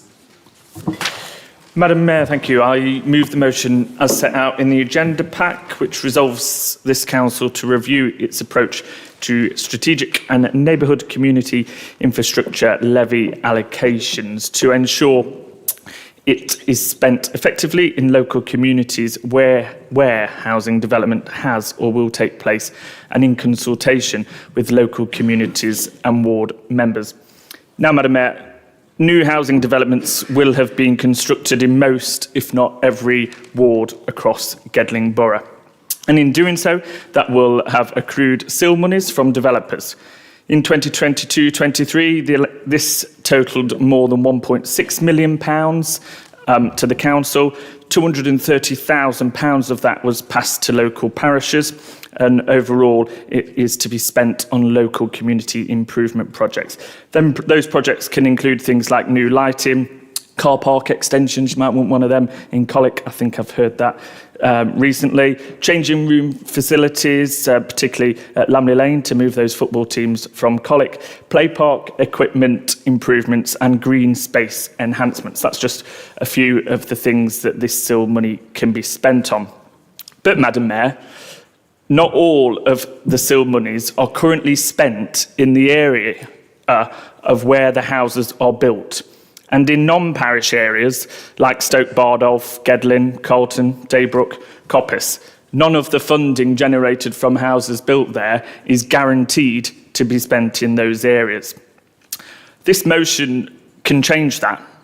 Why shouldn't residents in Stoke Bardolph and Gedling within my Trent Valley ward, why should they have to suffer for months, if not years, from the impact of houses being built around them on developments such as the Rivendell estate and next to Linden Grove in Gedling, with construction traffic, flashing and making noises going past houses, roadworks outside their front door, mud everywhere, noise at all hours of the day, dust blowing into their properties and all over the shop? Why should they have to suffer that and then not be guaranteed to receive a penny of investment into local projects? And from those two estates in my ward that I've just mentioned, SIL money could have gone towards the removal of the Burton Road bus plug, which would have helped local councils meet their green credentials, because it would have reduced congestion and fumes coming out of cars. And also from the Rivendell estate, which I mentioned, SIL's money could have gone towards putting a pavement down Stoke Lane and connecting that new housing estate to the fantastic outdoor green space and river that they have on their doorstep.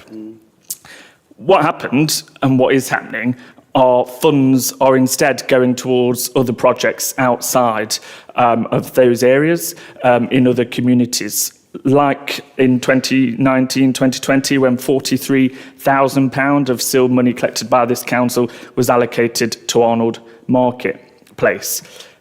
That funding, £43,000 of it, would not have all been generated from housing developments in Arnold. So housing developments outside of that have contributed to improvements in Arnold. I'm not against improving Arnold, of course. What we're saying and what the motion is saying is that funding should be allocated to projects within the areas of where houses are being built.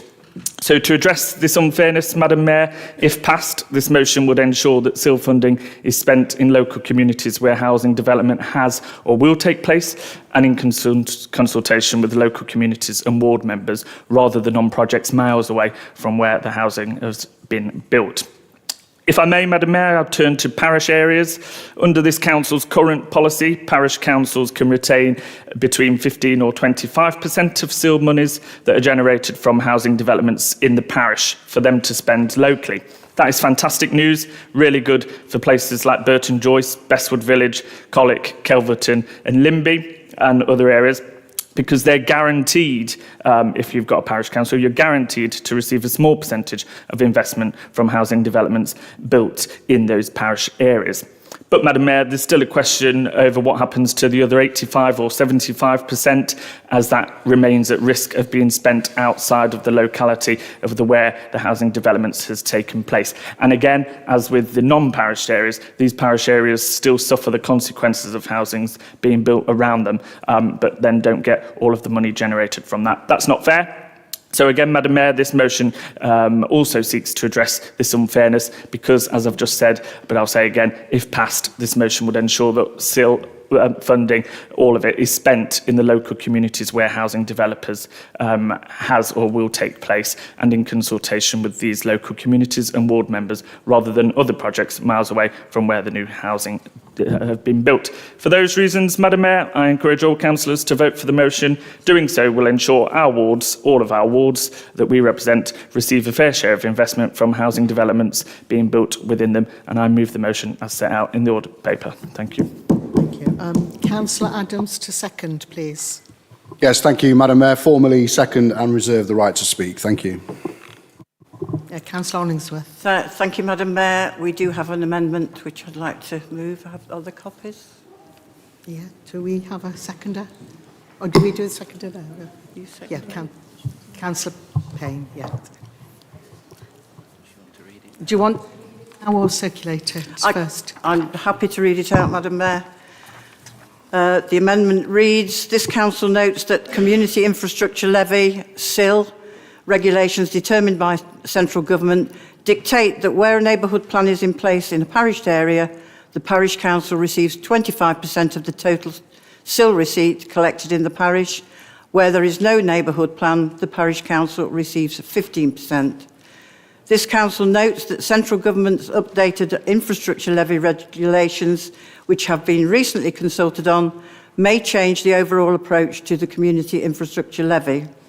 This council resolves to undertake a full review, to have a full review of the approach to the strategic and neighbourhood community infrastructure levy allocation following introduction of updated regulations to ensure it is expended effectively in local communities where development has or will take place, and in consultation with those local communities and ward members, and within the next year will commence a review of the current 1, 2, 3 infrastructure funding list, now known as the infrastructure list, and consult with communities and councillors on appropriate infrastructure projects. Thank you. Can I move the amendment? Yes, to move the amendment? Yeah, and we need a seconder. Councillor Payne. Yeah. Thank you, Madam Mayor. The Community Infrastructure Levy was approved by full council on the 15th of July 2015 and came into effect on the 16th of October. It followed a significant period of public consultation with communities, ward members and other key stakeholders. Alongside the charging schedule, council adopted a 1, 2, 3 list in accordance with the regulations in force at the time. Last year, a payment of 4.448 million was made to the County Council for the GBC contribution towards Colliery Way. An internal transfer of 1.258 million will also be made to cover the cost of developing the Gedling Country Park Visitor Centre. The neighbourhood portion of SIL receipts collected in areas which have a parish council are passed directly to the relevant parish councils to determine which projects the funding should be spent on. Where a neighbourhood plan is in place, the parish council receives 25% of the total SIL receipt collected in the parish, or where there is no neighbourhood plan, they get 15%. Madam Mayor, this is determined by the SIL regulations and not Gedling Borough Council. The expenditure of SIL in the non-parish wards is expended in full consultation with local communities, ward members and other key stakeholders. There is a well-established process for doing so in recognition of our statutory requirements. A recent consultation took place on the shortlisted projects for this year's non-parish funding awards. And interestingly, you mentioned Gedling, Councillor Smith. 4 out of the 5 were actually in Gedling Ward. Around 89 responses were received to the consultation. No response was received from Councillor Adams or Smith or any member of the Conservative group. Projects that have been funded so far include the cinder path lighting, Netherfield, Lamley Lane changing facilities, the Green Lung, Arnold Marketplace, Willow Park footpath extension, and Netherfield Forum for young people and families. All awards were made following our well-established consultation process. A commencement of the review of the Gedling Sill charging schedule was paused in 2019, pending the release of the full regulations of the proposed infrastructure levy to replace the sill. Unsurprisingly for this current government, they're not yet forthcoming. So a full review in advance would result in abortive costs for the council and take up of valuable officer time. As an interim measure and to ensure that the council maintains a pipeline of new projects, a review of the Regulation 123 list, now known as the infrastructure list, is proposed. There will be full public consultation before any decisions are made by Cabinet and full council. Just to mention some of the sums that have been passed to parishes where there's been certainly ones where they've had a neighbourhood plan made. Calverton has received 580,000 and Burton Joyce has received 115,000. Now, councillors who are also parish councillors have the opportunity to put forward suggestions on how that might be spent. I know council will want to thank the SIL officer, Lewis Widdowson, for the meticulous way he has administered both SIL charges and receipts and ensured that all applications for non-parish funding are dealt with in accordance with the regulations. I know he makes himself available to any prospective applicant to offer advice and guidance, and he ensures that councillors are alerted to consultations, and he's also encouraged ward members to bring forward SIL funding opportunities to the attention of the groups within the non-parished areas. Madam Mayor, councillors will get an opportunity when we do that review of the 123 list. We would be delighted to receive any suggestions for projects going forward. I do ask councillors to encourage groups within their areas where it's non-parish funded to actually make the SIL funding opportunities known to their local groups, because it's there to actually enhance the infrastructure for not only existing residents but also to accommodate new residents. Just to say, I think Rivendell was mentioned off the Colic bypass. That is not SIL chargeable at this time, so there is no SIL receipt which comes from there. Thank you, Madam Mayor. I'll just confirm Councillor Payne is second. Seconded and reserve the right to speak, Madam Mayor. Councillor Smith. Thank you, Madam Mayor. As the proposer of the main motion, I accept the amendment. Thank you. Okay. And yeah, I'll formally second it. Formally second it. So we debate on this now becomes a substantive motion, and that's what we will debate on. So would anybody like to speak on the new substantive motion? Councillor Payne. Just to say that it's incredibly welcome that the amendment has been accepted. Councillor Hollingsworth has said that the SIL, as is at the moment, the Community Infrastructure Levy, as is at the moment, was adopted July 2015, and anybody who goes back and looks at the record, it was adopted unanimously. And I know on the opposition benches, Councillor Adams, Councillor Greensmith, Councillor Elliott and Councillor Walker were all members at the time, and obviously didn't raise any issues. They supported the SIL, which was welcome. I'm not being churlish about that. It was supported across party. So it's welcome that they've accepted this specific amendment that focuses specifically on the pending consultation on the 123 infrastructure funding list, which obviously has funded things like an additional secondary school or part of an additional secondary school in the Gedling area, the Gedling Access Road and other such projects. I would really urge every elected member to think about if there are borough-wide pieces of infrastructure that ought to be funded from that 123 list when the consultation starts, which will hopefully commence in the next year as our amendment commits to, and then as soon as the government is forthcoming with the new infrastructure levy regulations, we can crack on with a proper review. But it would be wrong-headed to conduct a review before the regulations come out. The word of caution and concern I have is we've been waiting since 2019. The government stated its intent to update the community infrastructure levy to be the infrastructure levy.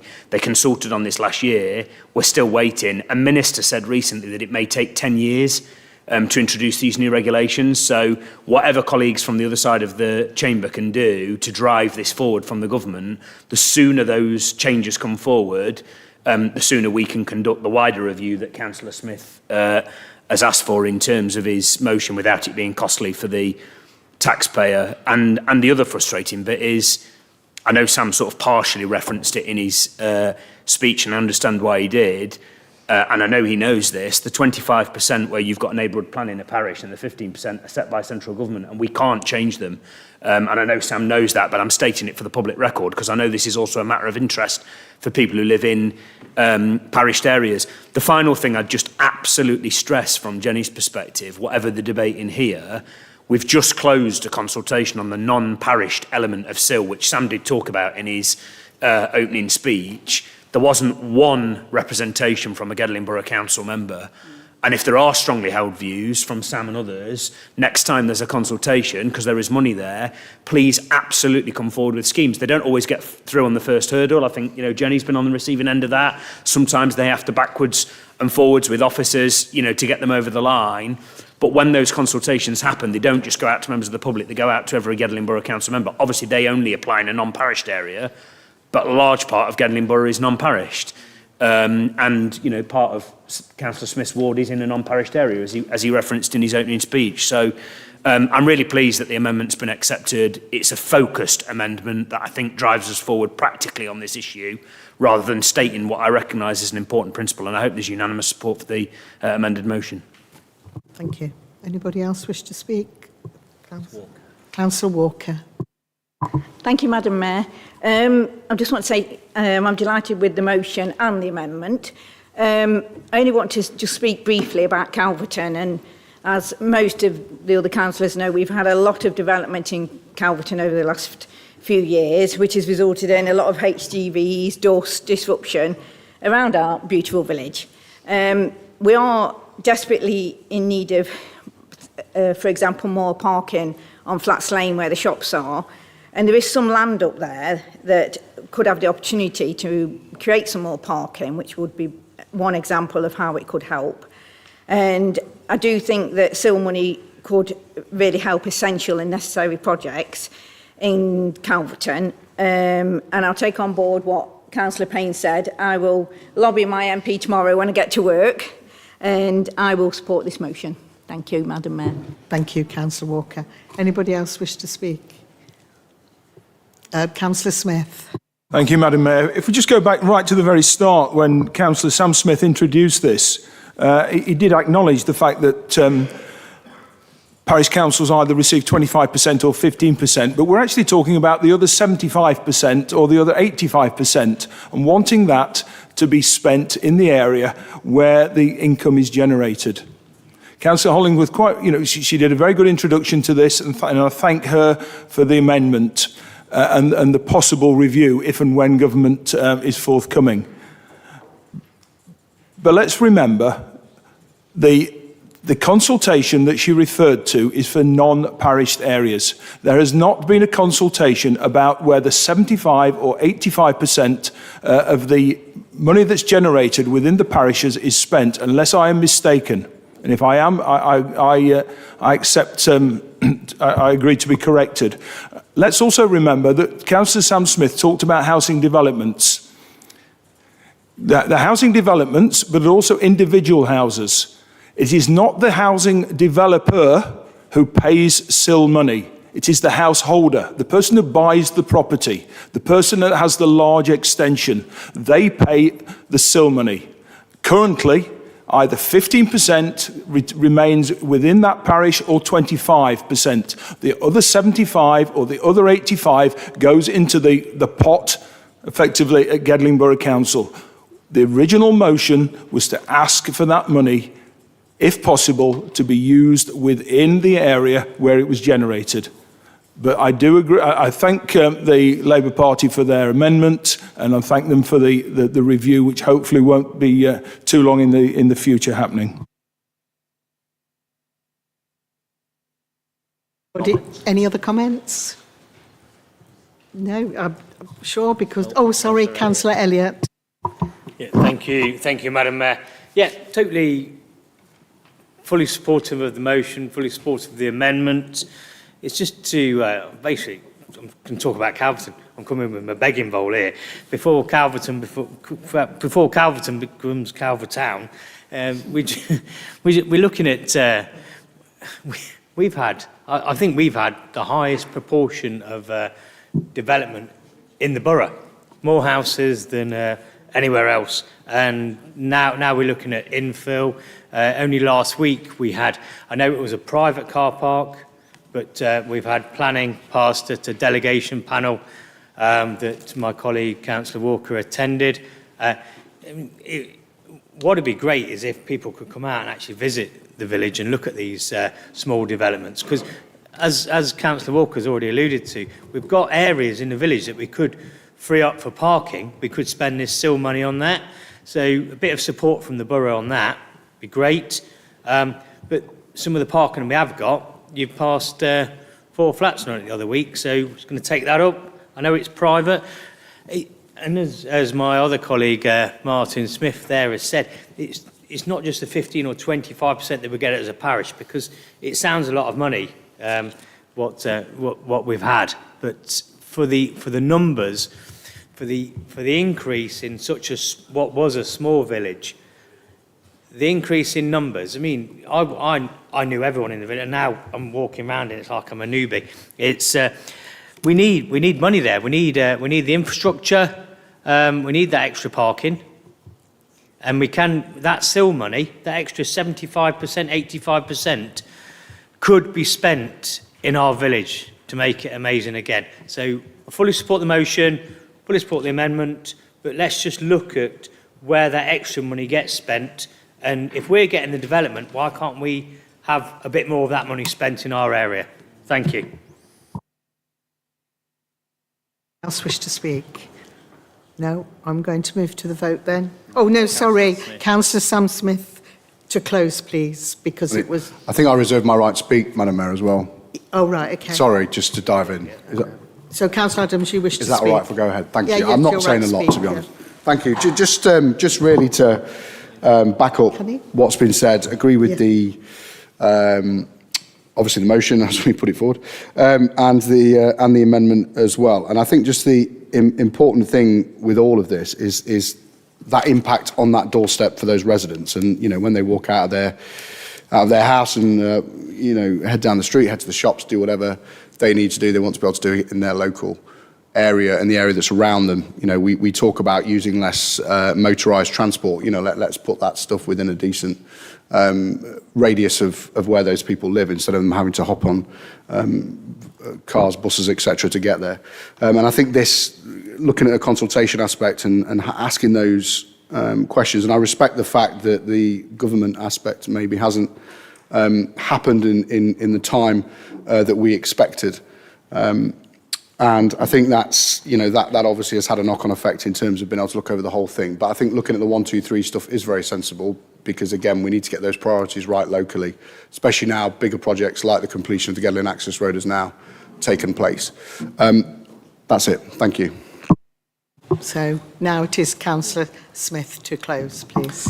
Thank you, Madam Mayor. Just on a few points that were mentioned. 2015, the fact that this policy was adopted at Gedling was 9 years ago. And I think sometimes you've got to give something a go.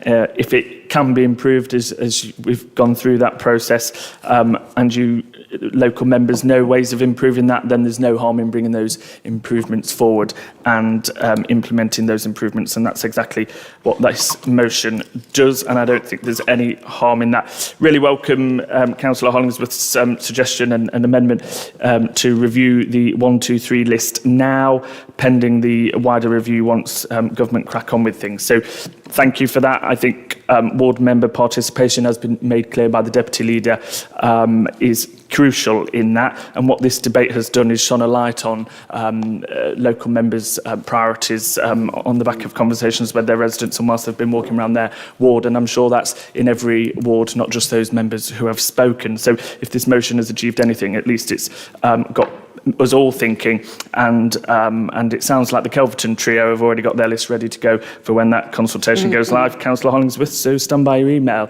inbox.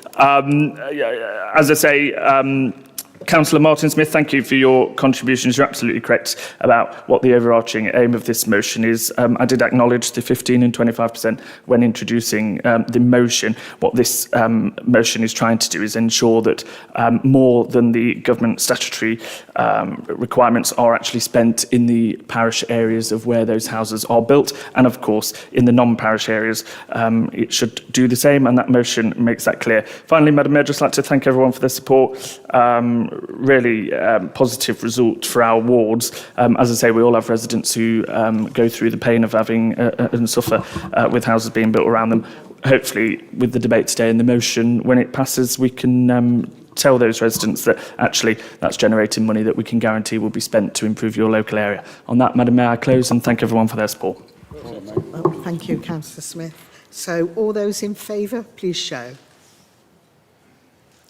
Anyone against? Any abstentions? Thank you. That motion is carried. And now, thank you everyone for attending the meeting. This is the final item. So now I will start the special meeting.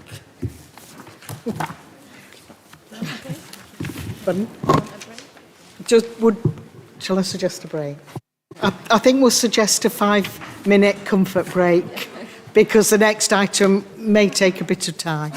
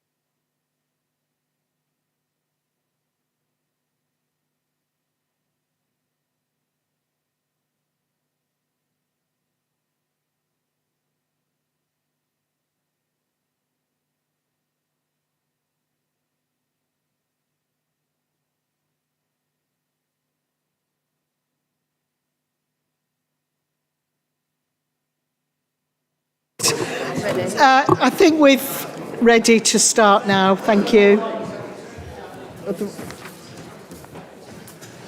Right. Thank you. Right. Right. Pardon? Use that one. I've lost my They're notes. yours. They're his. Oh, sorry. Swapping papers about. Right. There's special meeting. So, item 1, apologies for absence. We will use the same apologies for absence recorded as per the main council meeting. Pretty certain there haven't been any changes. Thank you. I will move on to the next item.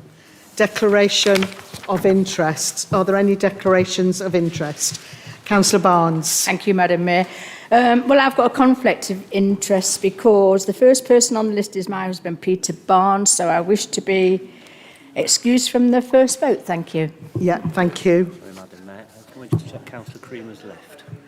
Rick, we've just looked. Has Councillor Creamer left or has he just not returned? He's left, so We'll record that. we'll record that. We should have noticed that. And nobody else has left, have they? No. Thank you. I'll move on to the next item. To consider the conferment of the title of Honorary Alderman of the Borough of Gedling on Peter Barnes. Councillor Clark to move and Councillor Payne to second, please. Thank you, Madam Mayor. Move Peter Barnes as the honorary alderman. Councillor Payne to second. Formally seconded, Madam Mayor. Thank you. Would anyone like to speak on this? All those? Anyone against? Any abstentions? Carried. That's carried. Thank you. Item 4, to consider the conferment of the title of Honorary Alderman of the Borough of Gedling on Christopher Barnfather. Councillor Adams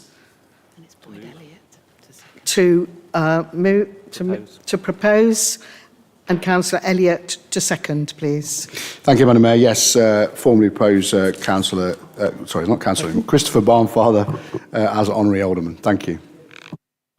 Happy to second that. I should have declared an interest because I call him Dad. But happy to second that. Thank you.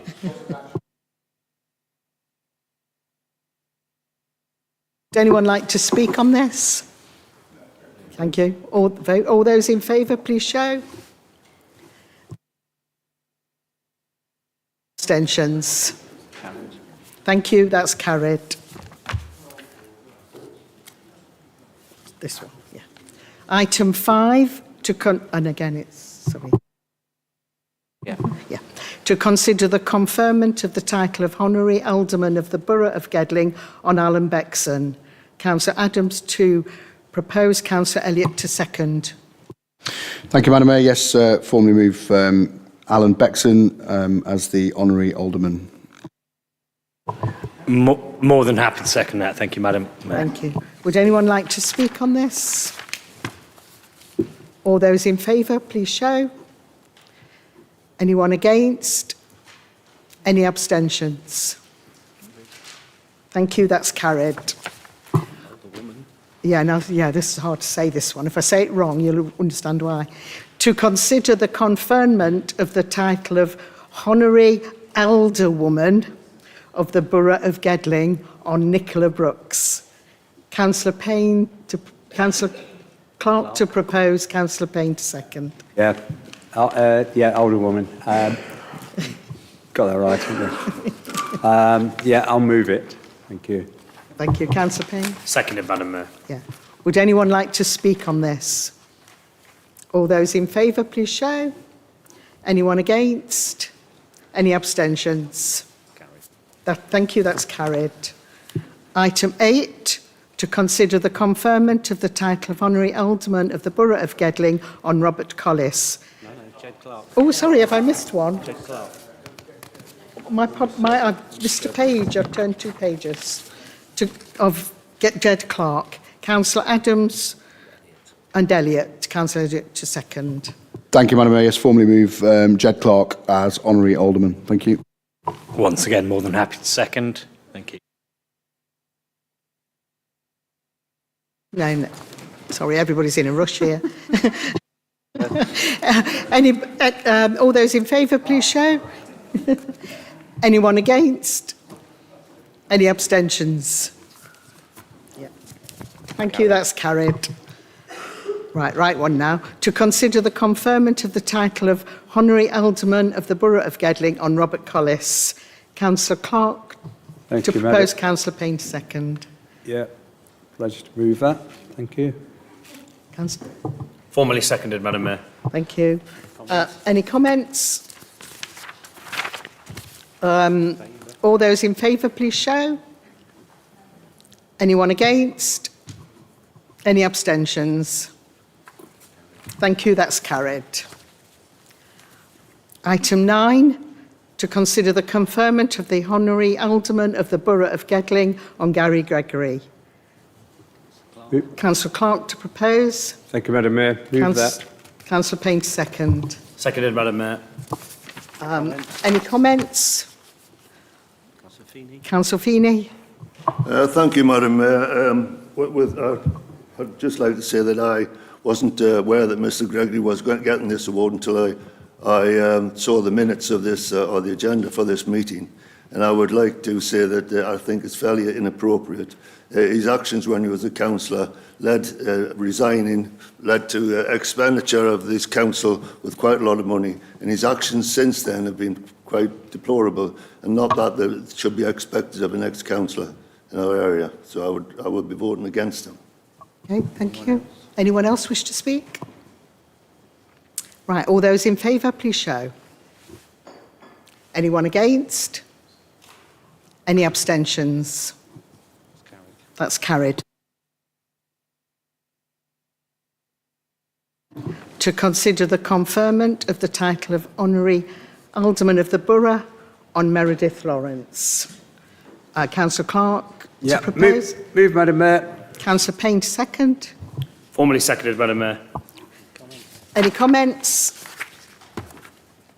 Would all those in favour please show? Anyone against? Any abstentions? Thank you, that's carried. Yes, I've got to be careful with this one. To consider the conferment of the title of Honorary Alderwoman of the Borough of Gedling on Barbara Miller. Councillor Clark. Yeah, move, Madam Mayor. Councillor Payne. Formally seconded, Madam Mayor. Any comments? All those in favour, please show. Anyone against? Any abstentions? Thank you, that's carried. Item 12, to consider the conferment of the title of Honorary Alderman of the Borough on John Parr. Councillor Adams to propose. Formally move John Parr as Honorary Alderman, Madam Mayor. Councillor Elliott to second. Absolutely second that. Thank you. Thank you. Any comments? All those in favour, please show. Anyone against? Any abstentions? Thank you, that's carried. Item 13, to consider the conferment of the title of Honorary Alderman of the Borough of Gedling on Colin Powell.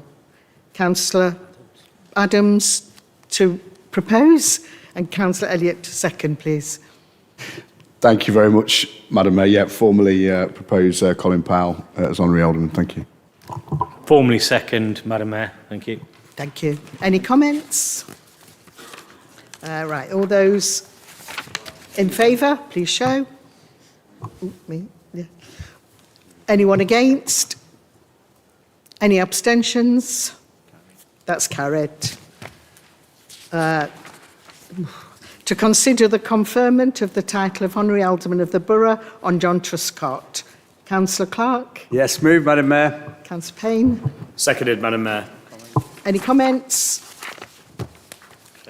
All those in favour, please show. Anyone against? Any abstentions? Thank you, that's carried. Item 15, to consider the conferment of the title of Honorary Alderman of the Borough of Gedling on Anthony Gillam. Councillor Elwood to propose. Thank you, Madam Mayor. I'm very happy to propose Anthony Gillam as an honorary alderman of the borough. Yeah. Thank Councillor Hughes to second. Formally second, Madam Mayor. Thank you. Thank you. Any comments? All those in favour, please show. Anyone against? Any abstentions? Thank you. That's carried. Right. Thank you to everyone for attending the meeting. This is the final item, so we'll close this special meeting. Thank you. Members of the council, members of the public, please be upstanding for the worshipful the Mayor of Gedling.